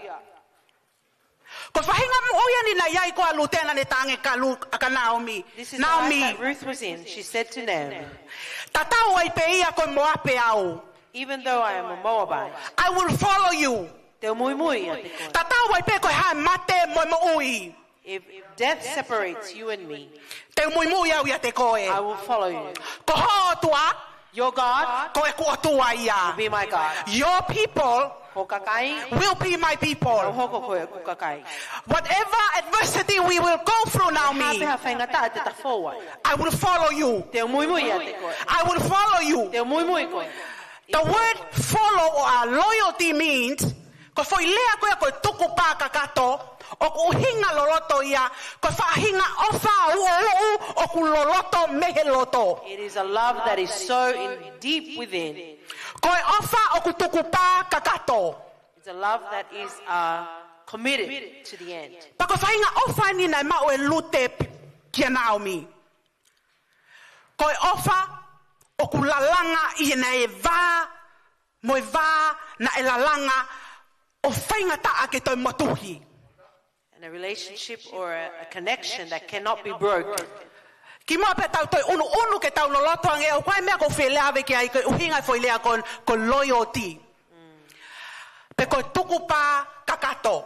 And the Pe ko meaning hono of te ai e loyalty, taha o ku ikai ha mea ia, mo ha tala noa ia, mo ha palo palema ia, Hallelujah. mo ha to lea maha kakai tene toi Hallelujah. to o e mea ku ke tuku pa ki ai. praise the Lord, that nothing can keep you from your commitment. It doesn't matter what adversity or a negative story or what other things that you are about to go through. Praise the Lord. Nothing will take my loyalty, my loyalty to God. Amen. And nothing will separate my loyalty to what I commit for. Amen. Ko foi lea loyalty o hauia me lea whakahepelu ko hesed. Ko hesed o hauia o wai alphabetical order i lea whakahepelu o ku tānaki mai ke form e foi lea ko hesed. Ko chet, ko hana uhinga, ko life protection pa ko selda. Hallelujah. Te kai ke utoi kalas hepelu ka nau ki whaka uie ku I hoa have ki hao not toko ni taken the mai. Hebrew class.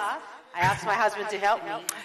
I he alphabet whakahepelu, In the alphabet, Hebrew alphabet, o kuai mau pe ai ngahi picture behind e foi alphabet ko toa pe. Every letters. every letter has a picture. Pa ko e whakatata ko ngai picture ko ia kwa o ku very significant ke ne hanga whakamatalai hangai uhinga loloto. And every picture is significant to explain the deep meaning. I hope I am right. So ko foi lea kon ko chet kon uhinga whakapapalangi ko life, Moi, protection, malu'i, and shelter. Aya ko ki whakatata i e chet o ku whakatata ia ki hafu'u horisi o ku malu. So it is the picture is like a wall that is strong. So the wall mean is a protection. There is nothing will come between that. Hallelujah. Ikai hato mea ia hau to separate that loyalty and that commitment you have. Hallelujah. So this is the kinds of loyalty that Ruth has to Naomi. Amen. Nothing will come. This wall represents protection and shelter. Hallelujah. The next alphabet is called Samech. Samech means to lean on or to uphold or support. Amen. Ai kone ki whakatata ne ha whakatata I ko ha mea o ko ke piki mau ki ai pe ko hanga he mea ko ia puke koe and support you ke hoko atu ho loyalty. Amen. Unwavering loyalty ki he commitment ko ia. Something that you hold on to that can support you. Pe ko foi lea whaka osi lewa kui ko talet. And the last word is dalet. Dalet means ko ki whakatata ko ha And mata the pa picture is door o ko ke huai. that you enter. Pe ko ni omika te koe a direction, right pathway to go. Praise the Lord. Hallelujah. Koe whahinga loyalty, unwavering loyalty and mau e lute kia Naomi. Ruth, Nothing will unwavering. come to separate her with her loyalty to Naomi. Amen. O ikai ke toi hahalai ten e toi whaumaha taha ke toi whanongai. There is a protection, there is a shelter, and there is a life and pathway ke ne moi and a loyalty ko ia. Amen. Hallelujah. Unwavering loyalty. Praise the Lord. Koho kakai, koho kukakai. Your people are my people. What a very tough decision. Koe Moabe nia, o koe koe Israelia. He's a Moabite, not an Israelite. Koe wheitou te ke mate ai, teu mate ai. Where you die, I will die also. Hena mahinoi e lute ia, For Ruth understood ai o tua ku tau hika ia Naomi. the God that Naomi served. Te tau sum up ko toa pe, ai lea whahe pelu ko ni nau whakamatala ki ai. And this Hebrew word that I explained, we can sum it up this way. O tuhu ko toa pe ia, kia kalaisi mo ni ngawe na ni whai ke te tau tolu. It points all to the work that Jesus Christ did for us, Si ngai whae. mothers. Iai ha taimi o ke o ngoi uncertainties I ho mo'ui. There are times that you feel uncertainties in your life. O ko ke o ngoi ko ke pen auti ko he ngawe. You feel burnt out in the work. Ke o ngoi there are lots of problems to handle. O lahe ngahi palpalema ke whai ono tokanga. Lahi ngai me ai fo e whanau you cannot handle. Many things your children go through. Lahi ngai me ai fia mau e family to settle. Many needs in the family. Let me tell you this. Tuko kau talata. Jesus Christ Ko sisu kalaisi. gave all his life, gave all his life, Mo ui kakato.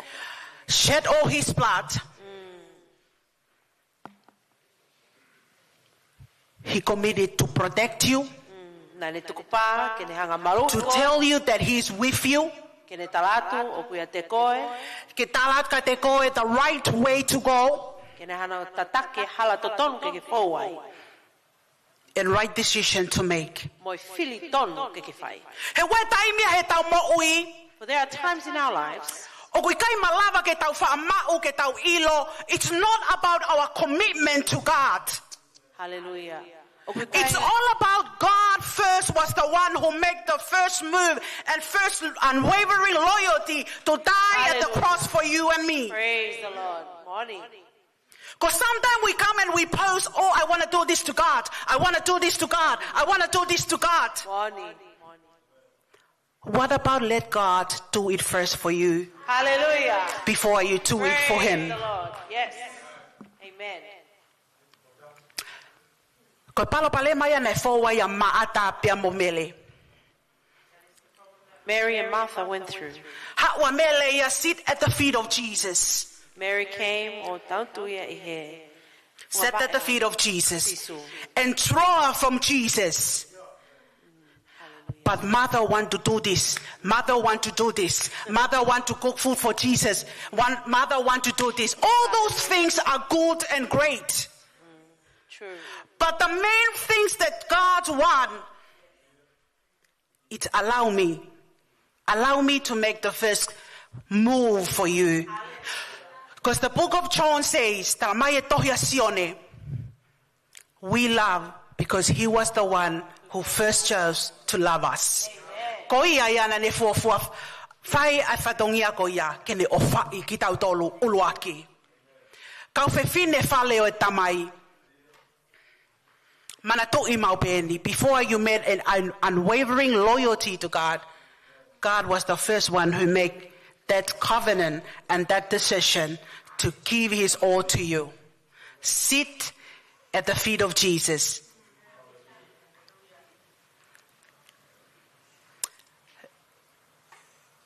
Ihe taimina ko atenia ihe leadership when I attend our leadership program.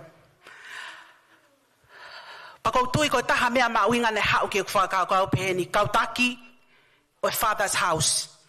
To be a leaders in Father's house, the first thing to do is to feed from Jesus. Sit at the feet of Jesus. Let Jesus give you first before you give to the congregation.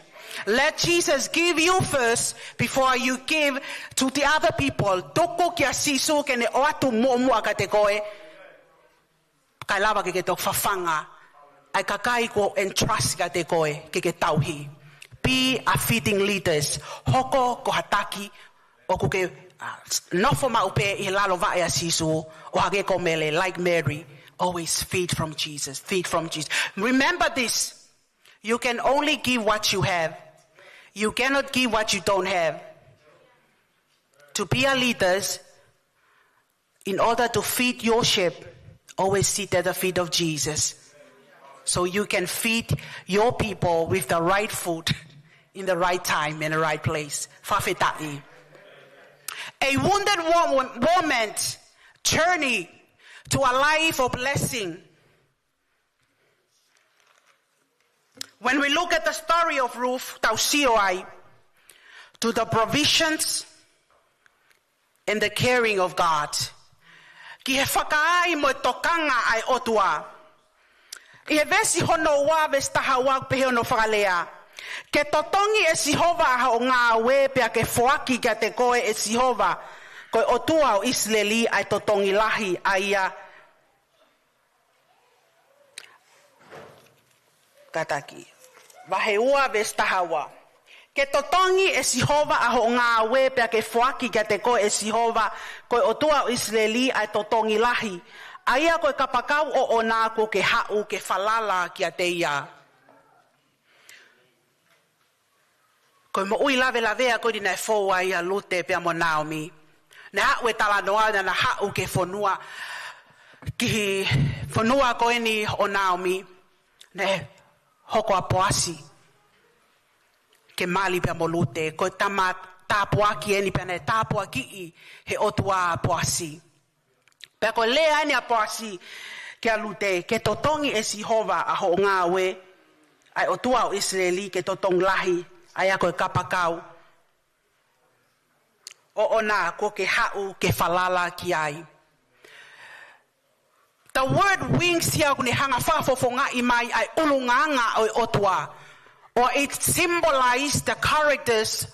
It's a metaphoric word that describes who God is. O kune hanga whafofonga I mai ai otua. O hange ko tausio ko kapakau that represent to eta no ko ni under your wings. Iho lalo kapakau e Sihova o ko mauai ai no ngā pia malu. Tamai e samia te vitai e samia hivataha. O kune o whaki ake au, o kune hanga ofi aka no fulufulu, o kune o whaki ake au hono kapakau. O hange ko tatau whakatata ake ha motua moa pia mohone uhiki. I taime ku toa ai uha pia moe awha, moe palo palema. O kuhanga e motua moa ko ni, ko whae ko ni. O whaki mai, ai whangaki ene whanki moa, ko uhinga ke ha ke nau malu. Mehe awha pia moe palo palema o hoko I natula. O pehe tof pea natula e otua e taime ku tau sio ai ke talanoa ko ni ko lea na poasi ke alute. Ko Sihova ke hoko ia ko kapakau ia. Ko ono uhinga ko Sihova tene malu I koe, ko Sihova tene hanga tokanga I koe. I he taimi koe kuonga ko ia, the ancient day, he taimi o Israeli ka ia hawi tau ko mate hono mali. O ko konsita ia koe toko taha maolalo. He koe uhinga, he whakawhalala e toko taha witou, ki ha whahinga toko taha pekene toko ni ia. Ka pau o tai henik whawhae i he whiawhi koe ni, o ko ke malu, o whakaaie o tua ki a te koe, koe uhinga ko ke filia Sihova, ko ho ngā ko ho tauhi ia, pekene whakamalu malu a ki koe a hono kapakau, i kuanga u tau nofo ai. Sa me hiwa ta harvest whaau pe, tene o whaki koe aki hono fulufulu, pea te ke whalala ki hono lalo kapakau, ko ene mo oni ko whakau moho pāia. Tā mai e sa me tolu o no vesfitu, e o tua hono ikai mahu inga whau a o alo o wha, ko ia o whalala ia e whanau e tangata ki he malu a ho lalo kapakau. Mahalo pe te ke tala mai ke te au, I'm not feeling safe here in Father's house. O koe ke ufuongo i au kou malu i he whale o tamai.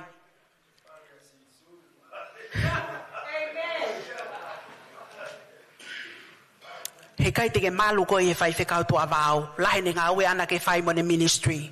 You will not be protected by the senior pastor. Lahe whanga moko puna so ana ke ne toka ngai. They have a lot of grandchildren and children. O ku mau i heni mau tō koe kakai mau malanga i wholofola, ke tuho koe kia sisu, koe malu anga o mau i a sisu. Jesus, hallelujah. Protection is found in Jesus. We are just here to point you to Jesus. Hallelujah. Praise the Lord. He's your provider and He's the one who will take care of you. Amen. Amen. O hange ko mea ko ni na fōwai a Naomi molute. Like what Naomi and Ruth went Na au ke ha taimi na tāpua ki he o tuai o whewhine koe ni. even unto a time that God blessed them. Ko tāpua ki ka ko fu tāpua It ki. was such a great blessing. Te pasa te mon ko taimi o tāpua ki ai he o tua ki tau tolu. God blesses us. It's always more and abound than what you expect. True. I taimi na usio e wholofola pa usio e taimi ko tape tāpua ki ai e sisu mo whamo ui hataha i whakawa fo. It's always abounds and much more. Hallelujah. I taimi na hanga i o whawhanga ai Time when takai. Jesus fed the people. Aki ai fo I mai fiha. How many bread? How many loaves of bread? 2. Kau ki tesi e tau fo I mai ni ma mo matai kai wa.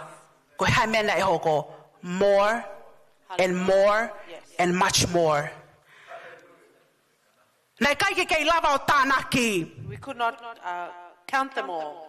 The blessing of God. Ia taimi na tāpua ki ai he sisu ai waine. Liliu ai vai ko waine. The water into wine. Na talange he toko taha ko ni he mali. The person who was at the wedding Ko ha me ku toko mai ai waine fo o ia ai waine sai taha ia I ka alu ke osi e katoa Wine nga. is the best wine brought last. That's the nature of the God that we serve. Hallelujah. He always bless you and bless you more abundantly. Hallelujah. Amen. I want that in Father's house. Hallelujah. Ko fia ma ui e whale o tamai. Ko fia ma ui he whale o tamai. Yes, hallelujah. Ko tui ko loto ia tau whai whekau, ko I loto believe ia that is tamai. part of our Ke experience he me mipa ko toa pe whale o tamai.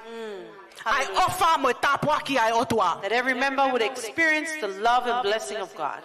I remember when we were in Fiji with my husband. Ko manatu e he mai kei fisi mo koa. Tuke pasa te mo oni ko ni. When God called you, I he ui ai eiki.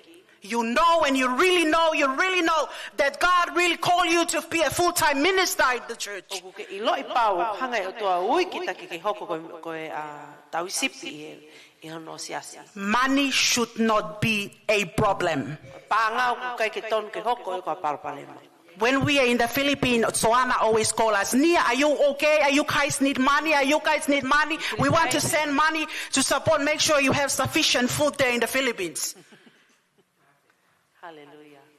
Money should not be a problem when God calls you. Hallelujah. Ko pāngau kai ke ton ke hoko e ko If money is the problem, you always complain, you don't have more than enough. I doubt who is the one who called you.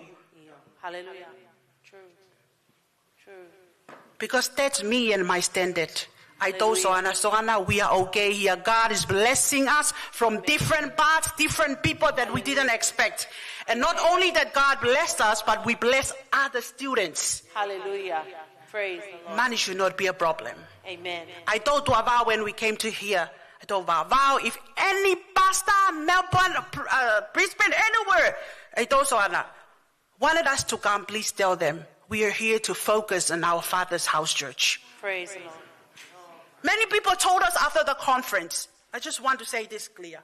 Oh, you guys come, you guys can work so you can collect money, you know. Money is not a problem for me and Peter. Because we believe if God make a way for us in Fiji, He still make a way for us in the Philippines, and He's still going to make a way for us what He planned for us ahead.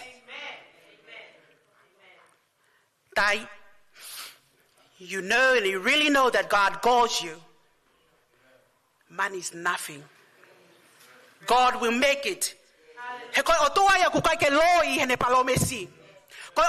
kune provide. Kapawa kune provide kalute monaumi. Kapawa kune fire tapaki fonua. Kapawa kune hanga make ways for them. He can make ways anywhere because He is the creator of the world. Hallelujah. He koia na le fa'wa maman katoa. Hallelujah. When I make my commitment to God, I told God. Fai ko tukpake o tua na taranke o tua. Ko fai nga loto ini na ma ko paula hinga we ke eki. This is the kind of heart that Paul had for to live is Christ and to die praise is a gain. Amen. Ke mo oi ko kalaisi pe ka mate ai ko mo uia. Praise the Lord. I don't want to be in mo ui ke eki to be a lazy and always complain Christian. I don't want to be a burden to Val and Soana. They are, even though they are our senior pastor, they love us. They want to bless us. Yes, hallelujah. Kaya mai Philippine nila matalanke odwa, you call us, you provide. We don't want to be a begging, asking money. Because money, it will contradict with what I see you, God, as a father and as a provider. If He provide to Ruth and Naomi, He provide for you, mothers. In whatever lack you are going through, remember this. He was the first one who has the unwavering loyalty for you, and He will provide for you. What a great God. What a good God. When God calls us to ministry, money is not the problem. Ko ngai kolo e mamani ko ni ko pal ko tapalo pale mai ya pete tama o lahi pe kai. O ka pawo le hanga fafanga e manupuna. And if He feeds the birds of the air. O ne fakakofu mo mohuku. Yes. And He clothes. Fe nai koe, you are His beloved daughter and son. Praise the Lord.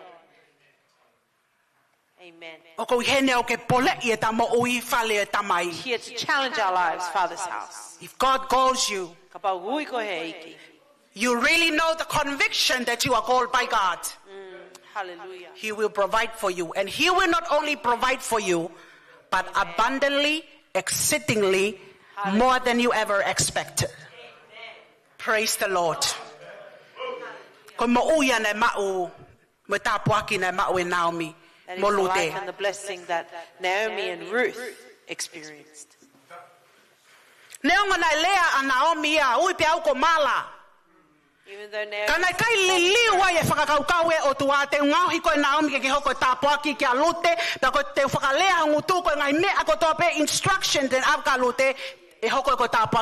God did not change His plan in how He would transform. I'm not enough. God was not dependent upon what man. And if you are a mother here, I tell you, God never make mistake that He already preordained and already foreknew that you will be a good mother for your children. Amen. Amen. Na silo pe otuaya o mai enough praise ka ne o mai ke $10 foi toko no. Na silo pe otuaya mai enough praise ka fatai ko toko taha. Yes. Praise the Lord. He knows it. Amen. He will give you grace. Hallelujah. Ke fononga moia. Yes. You are not an accident. Hallelujah. You are not an accident. You are valued and treasured by God. Ngai fae o ku ke mahu inga mo ngafa ko tope ko tuku he otua ka te koe o ku ke mahu inga fau I hangai fofonga mai otua ko poini whaka osi te hoko atu ki ai. Last point that I will continue I mo ui ko ya lute in the life of Ruth. her legacy of faith. Hallelujah. Ko hanai ko hinga ke foilea ko legacy.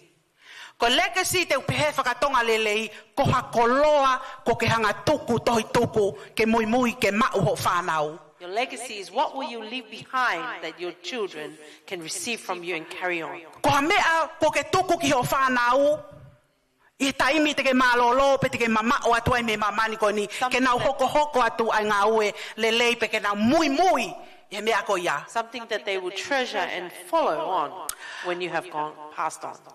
Ko mamani In the o world, ku lelei ko toa pe ke ta tohi tuku he matu ana very good to whale leave a ko will, loa.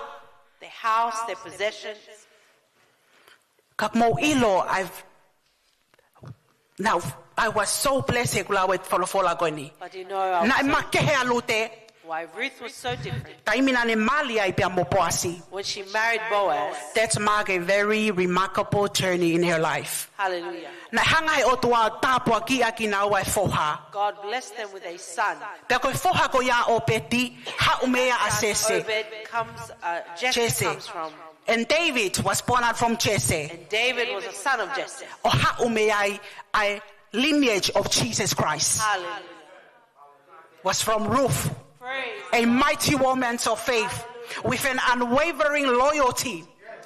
She understands the provision and the caring of God ke ne mo'ui. Yes. Te ke alu ke tohi a Matiu ka whewhine o ku mention e tohi a Matiu wahi uluaki. In Matthew chapter 1, it is mentioned there. Hingo alu te asiai. Ruth's name is there. Ko whakahohoko mai ia e to'u tangata nei ha'u me a kalaisi. The lineage of Christ. How amazing is that? Hallelujah. It's all begin na kamata ko toa pia ko whewhine na mo'ui lave. It began from a wounded woman. Ko whewhine na iongoi ka te ia that she's not enough. Hallelujah. Ko whewhine na ri whakakau ia, oh, what's the reasons? Ko hamea ko hoko. Ka ne hanga e o tuali liwe ne lave ave huhu ia. Pea kai ngata pe hono huhu ia, na e tāpua ki ia. Pea kai ngata pe hono tāpua ki ia, na e ngahu ia ke ne tuku ai koloa lelei o kei malangai me tau tangata, from generation to generation. Ko tau tangata ne ha'u me ai e ko sisu The kalaisi. lineage that came, that brought Jesus Christ. Ngai whae. Mothers. Lelei ko toa pe ta toi tuku e tangai koloa ke ta whanau. It is very good to leave It's a our good thing. possessions for our kids. Kaya greatest legacy that you should give or pass to your kids and your children is your faith in Jesus Christ. Hallelujah. Praise the Lord. Mana to I mau pe any father's house. God doesn't call us ke tau ha'u pe o nofo heni. Ko ui e o tua o worldwide and international. Hallelujah. O kulahi e ngā wea ke whai. True. O kulahi e ngā mea ia ke whahoko kono talaki e ko speli mono malanga I wholofola e o tua. Ko tapo ueni. Kaya ko loa lelei ke ta pasi ke ta whanau. There is a Lelei ko toa pe e great paanga me ngai possession mea ko ia. that we can pass on to our children. Pasi ka nau toke nau ofa he ngā wea eki. Pass on to them to love the work of the Lord. Pasi ka nau toke nau ofa no ako e wholofola e o tua. Pass to them that they would love the teachings of the Pasi Lord. ka ni nau tolo ke nau ofa e o ke he lotu. Passing them to love going to church. Yes. The legacy that Ruth had. Hallelujah. Okay, malanga I hingoa e whewhine ko ni. Yes. Me tau tangata ke tau tangata. Praise But the it's Lord. all begin. She was a wounded woman with Naomi. Hallelujah. With so many wounds. Yes. How amazing is our God. Praise the Lord. How amazing is the God that we serve. Amen. If he do it here, if he did it here, he can do it for you. O ku kei malava pe o tuaia ke ne whakahoko e ne ngāwe I e kua ngau taun mo uiai. Pea I e ku ki taimi nau nau koe ne ku heni e whale o e tamai. O koe ke whia mau ia ke hoko ka tau ki ka siasi ke tau hau pe o whakawō pa tau alo. O whia mau ia ke train e mo ia ka inga loto e whale e tamai. Koe kakai malohi, koe kakai o kunau omi, a legacy lelei ke tau tupu me tau tangata hoko. Koe kakai o kutau ngā unu i he visone. Who move with vision. Koe kakai o kutau lea pe tau whai ke mea kutau lea ki ai. Speak and do what they say they will do. Koe kakai o tau ofa i he poto whakai o tua mo People ngā who wea o love tua. godly wisdom and the work of God. Mana tu I mau pēni. Remember this. A wounded mother's Ko whiwhine lawe lawea. and her journey to redemption, blessing and legacy. Hallelujah. Praise the Lord. Pea ko sio atu koe ne mei And moani, as I see from here, you are one of that. hallelujah. Mahalo pete ke talamai ka te au. Maybe you'll tell me.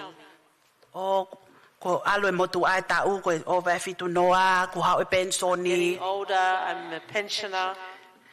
God call you to move mountains, move nations, Hallelujah. move generation to the calling and the purpose of God Amen. for your life. Praise Ne ongo pe ko kai ke lava malanga, ka ke lava ko ia fae o no foi api ka pau ke te nga ue. Lotu, ke lo lotu nga unwa mamani, Yes. nga unwa me akotoa. Prayer You can move change heavens, things, ke nga unwa heavani o whakatatau ki o lotu. That's how powerful you are. Ngai fae, o e tuku e lotu. Lotu ki o whanau, lotu ki e tau ngāwe. Praise. Ko toko taha mālohi ko e mo mahu inga, i e whawhonga e o toa. Kai keu te whakaloloa te tuku le raini, ki hoa e tau whaiwhekau, ki hoko at mo ki tau tolu. Ko mauha o whalahi at ka te mo tolu, i he taimi ko mai heni ai, malo.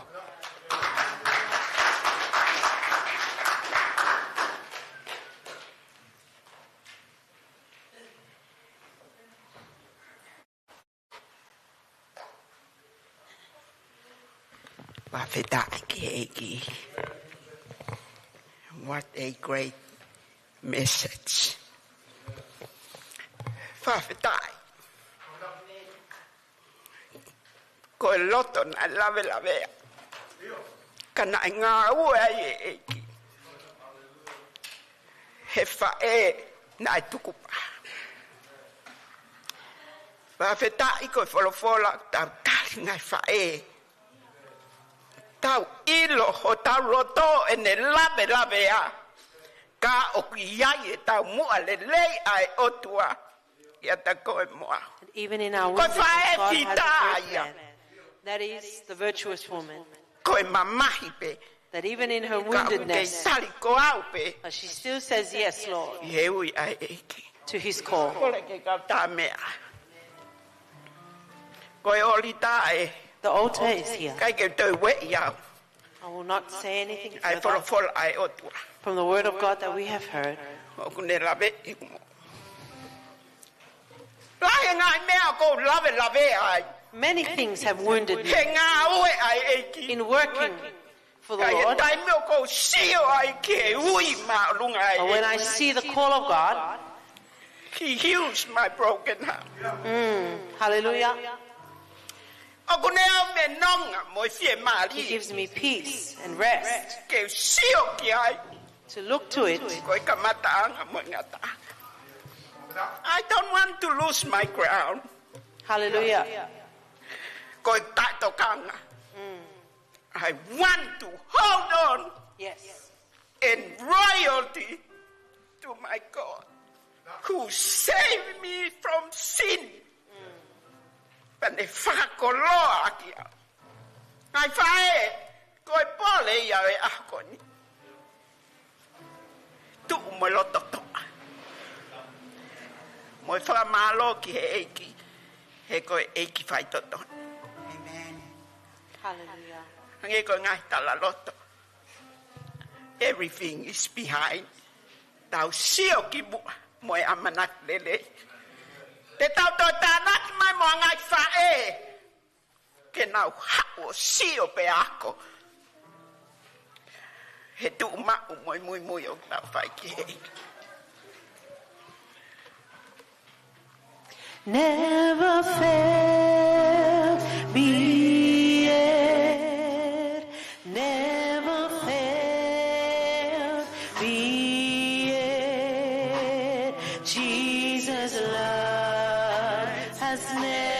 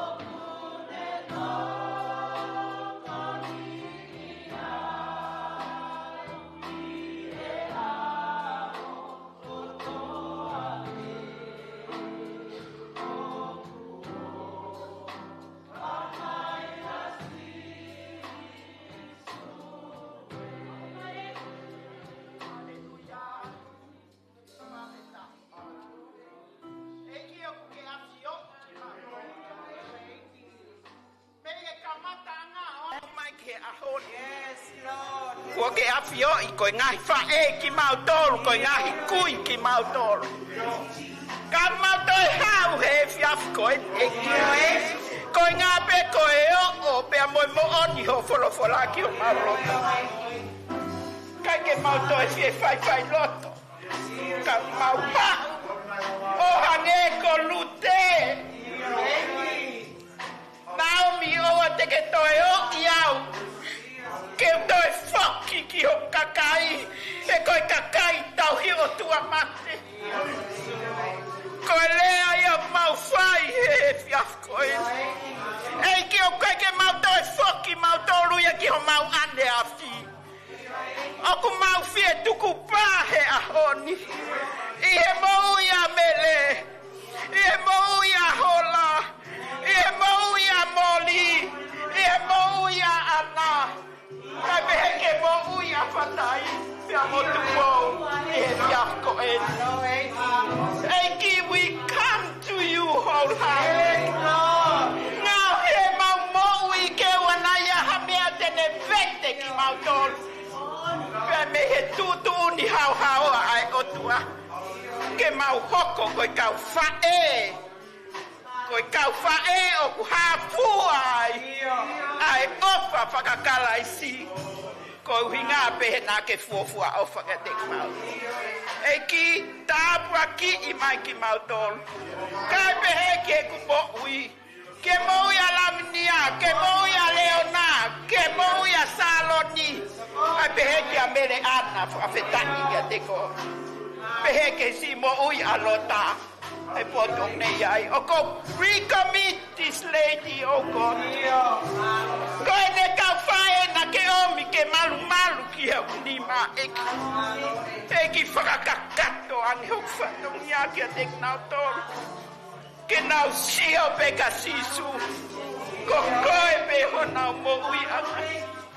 Pea ko koe pe ho nau whalala anga eki. Whawheta I kia te koe. Tāpa ki mai. Maua manaki at ke ngahinga awe ukokoko mai eki. Tuku pe ke lang ia pe ai rotua. Tia tek mau tolu. Mau kore kotoa pe ia ye huafa. O sisu kalaisko alo. Kako mau whakamo ui. Amen. Hallelujah. Hallelujah. Malo pito. At this moment, I just ask all the mothers to please come onto the stage so that we can go through the final part of our program. Can I ask all the mums please come to the stage? Our children, our Sunday school and youth have something they'd like to present to us. So as soon as the mothers are on the stage, they can come up and present their gifts. Hallelujah. I o kole ake kau whae ka tak mo mea mai ke olunga ke funga stage. Ko ngā kei lava e whanau o mai nao ngahi mea au whamalo.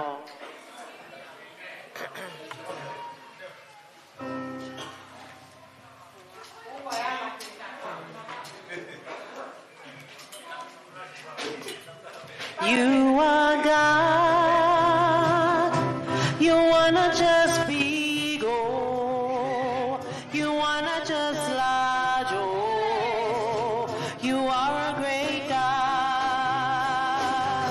You are God. You wanna just be go. You wanna just large. You are a great God. You are big. You are big, big, big, big, big, big, big. Large, large, large, large, large, large, large. Great, great, great, great, great. You are a great God. You are big. You are big, big, big, big, big, big, big. Large, large, large, large, large, large, large. Great, great, great, great, great. You are a great God. Okay. You want to do? Okay. Come on, kids. Come forward with your gifts. Hallelujah.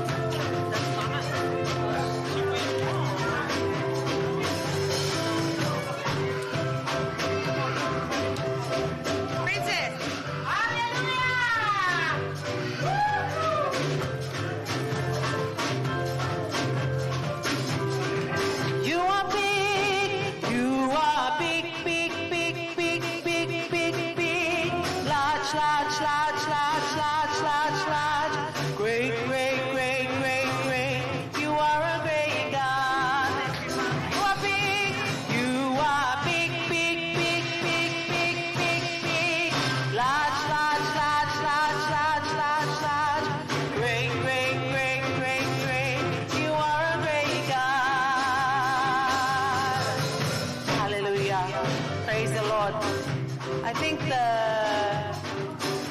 thank you for the band. Okay, I'll just looking at the back. If the slideshow is ready. Not yet? Okay. We'll just let the band keep playing.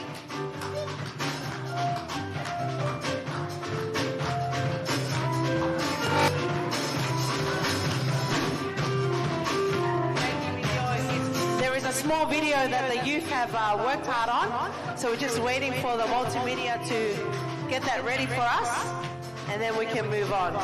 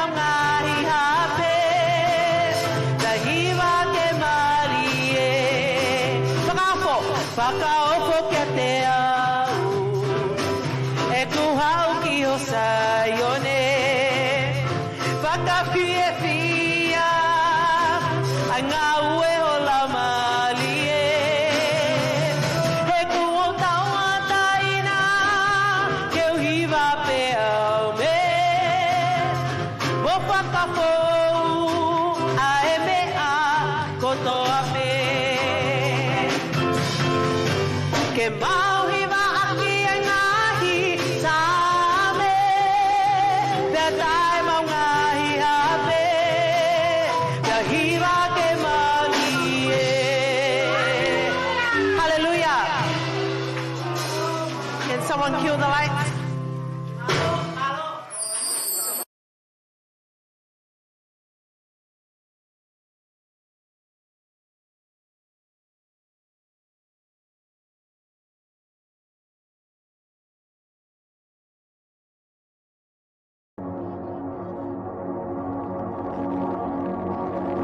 One word to describe my mum is loving. Happy Mother's Day, Mum. Love you so much. Thank you for everything you've done for me. One word to describe my mother is hardworking, caring, kind. Happy Mother's Day, Mum. One word to describe our mom is spiritual, loving, caring. Happy Mother's Day. One word to describe our mom is one of a kind, humble, beautiful, and a woman of God. Happy Mother's Day. One word to describe my mom, she's loving. One word to describe our grandma is thoughtful. One word to describe my mom is Angus, no jokes, loving. Happy Mother's Day! Happy Mother's Day! One word I'll describe my mother is selfless. Happy Mother's Day, Mom. One word I'll describe my mom is hardworking. Caring. Happy Mother's Day, Mom. Hi, Mom. I just want to wish you a happy Mother's Day. I hope you had a wonderful day today. Thank you for your support. Thank you for everything you do for me, Mom. Thank you for your prayers. I wouldn't be here today if it wasn't for you. I love you. I miss you so much. And I just want to wish all your mothers at Father's house a wonderful Mother's Day. Ofalahi atu and God bless from Malaysia.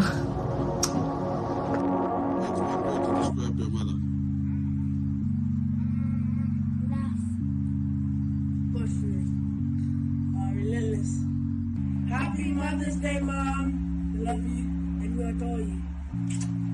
Hi Mom, happy Mother's Day. It's me, Kefi CE. Thank you for your guidance, your kindness, your strength, your wisdom, your faith, prayers, and love. Thank you for showing us the importance of God's grace and love through your actions. We are forever blessed to have a God-fearing mom like you. Ofalahi atu.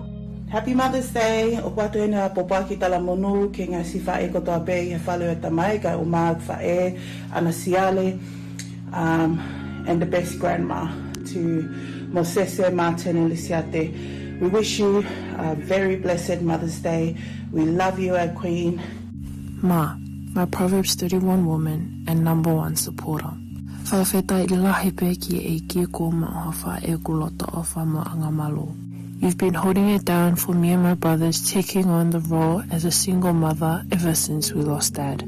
I love you, Ma. I got you till 6 feet. Happy Mother's Day, Mom. Thank you for everything you do for us, your love and your strength and presence in our lives. We love you more than words can say. Hi Mom, it's me, CE. I hope you have the best Mother's Day ever. Thank you for being the God-fearing woman you are. I love you so much. God bless you, and happy Mother's Day to each and every other mother in Father's house. Hi Auntie Ma'o, happy Mother's Day. It's me, Kefi CE, your favorite niece. Thank you for showing my family and yours the kindness and love you bring to every room. Thank you for being my auntie. Thank you for being a second mom to Nia Ma'o. We really appreciate everything that you do. Ofalahi atu. Happy Mother's Day, Mum. Forever grateful and thankful for everything you've done for us kids. Love you. Happy Mother's Day, Mom. Thank you so much for all that you do for us. We appreciate you and we love you. Thank you for being such a strong woman of faith and for raising us to be faithful to God and to be faithful to Him in everything that we do, to always put Him first and to serve Him faithfully in His ministry. Thank you for being the greatest example of God's love in our lives. Love you always. Hi Mum, I just want to hope you a very happy Mother's Day. I want to thank you on behalf of me and the kids. Thank you for everything you've done for us. No matter the up and downs we go through, we always forever love you. Happy Mother's Day,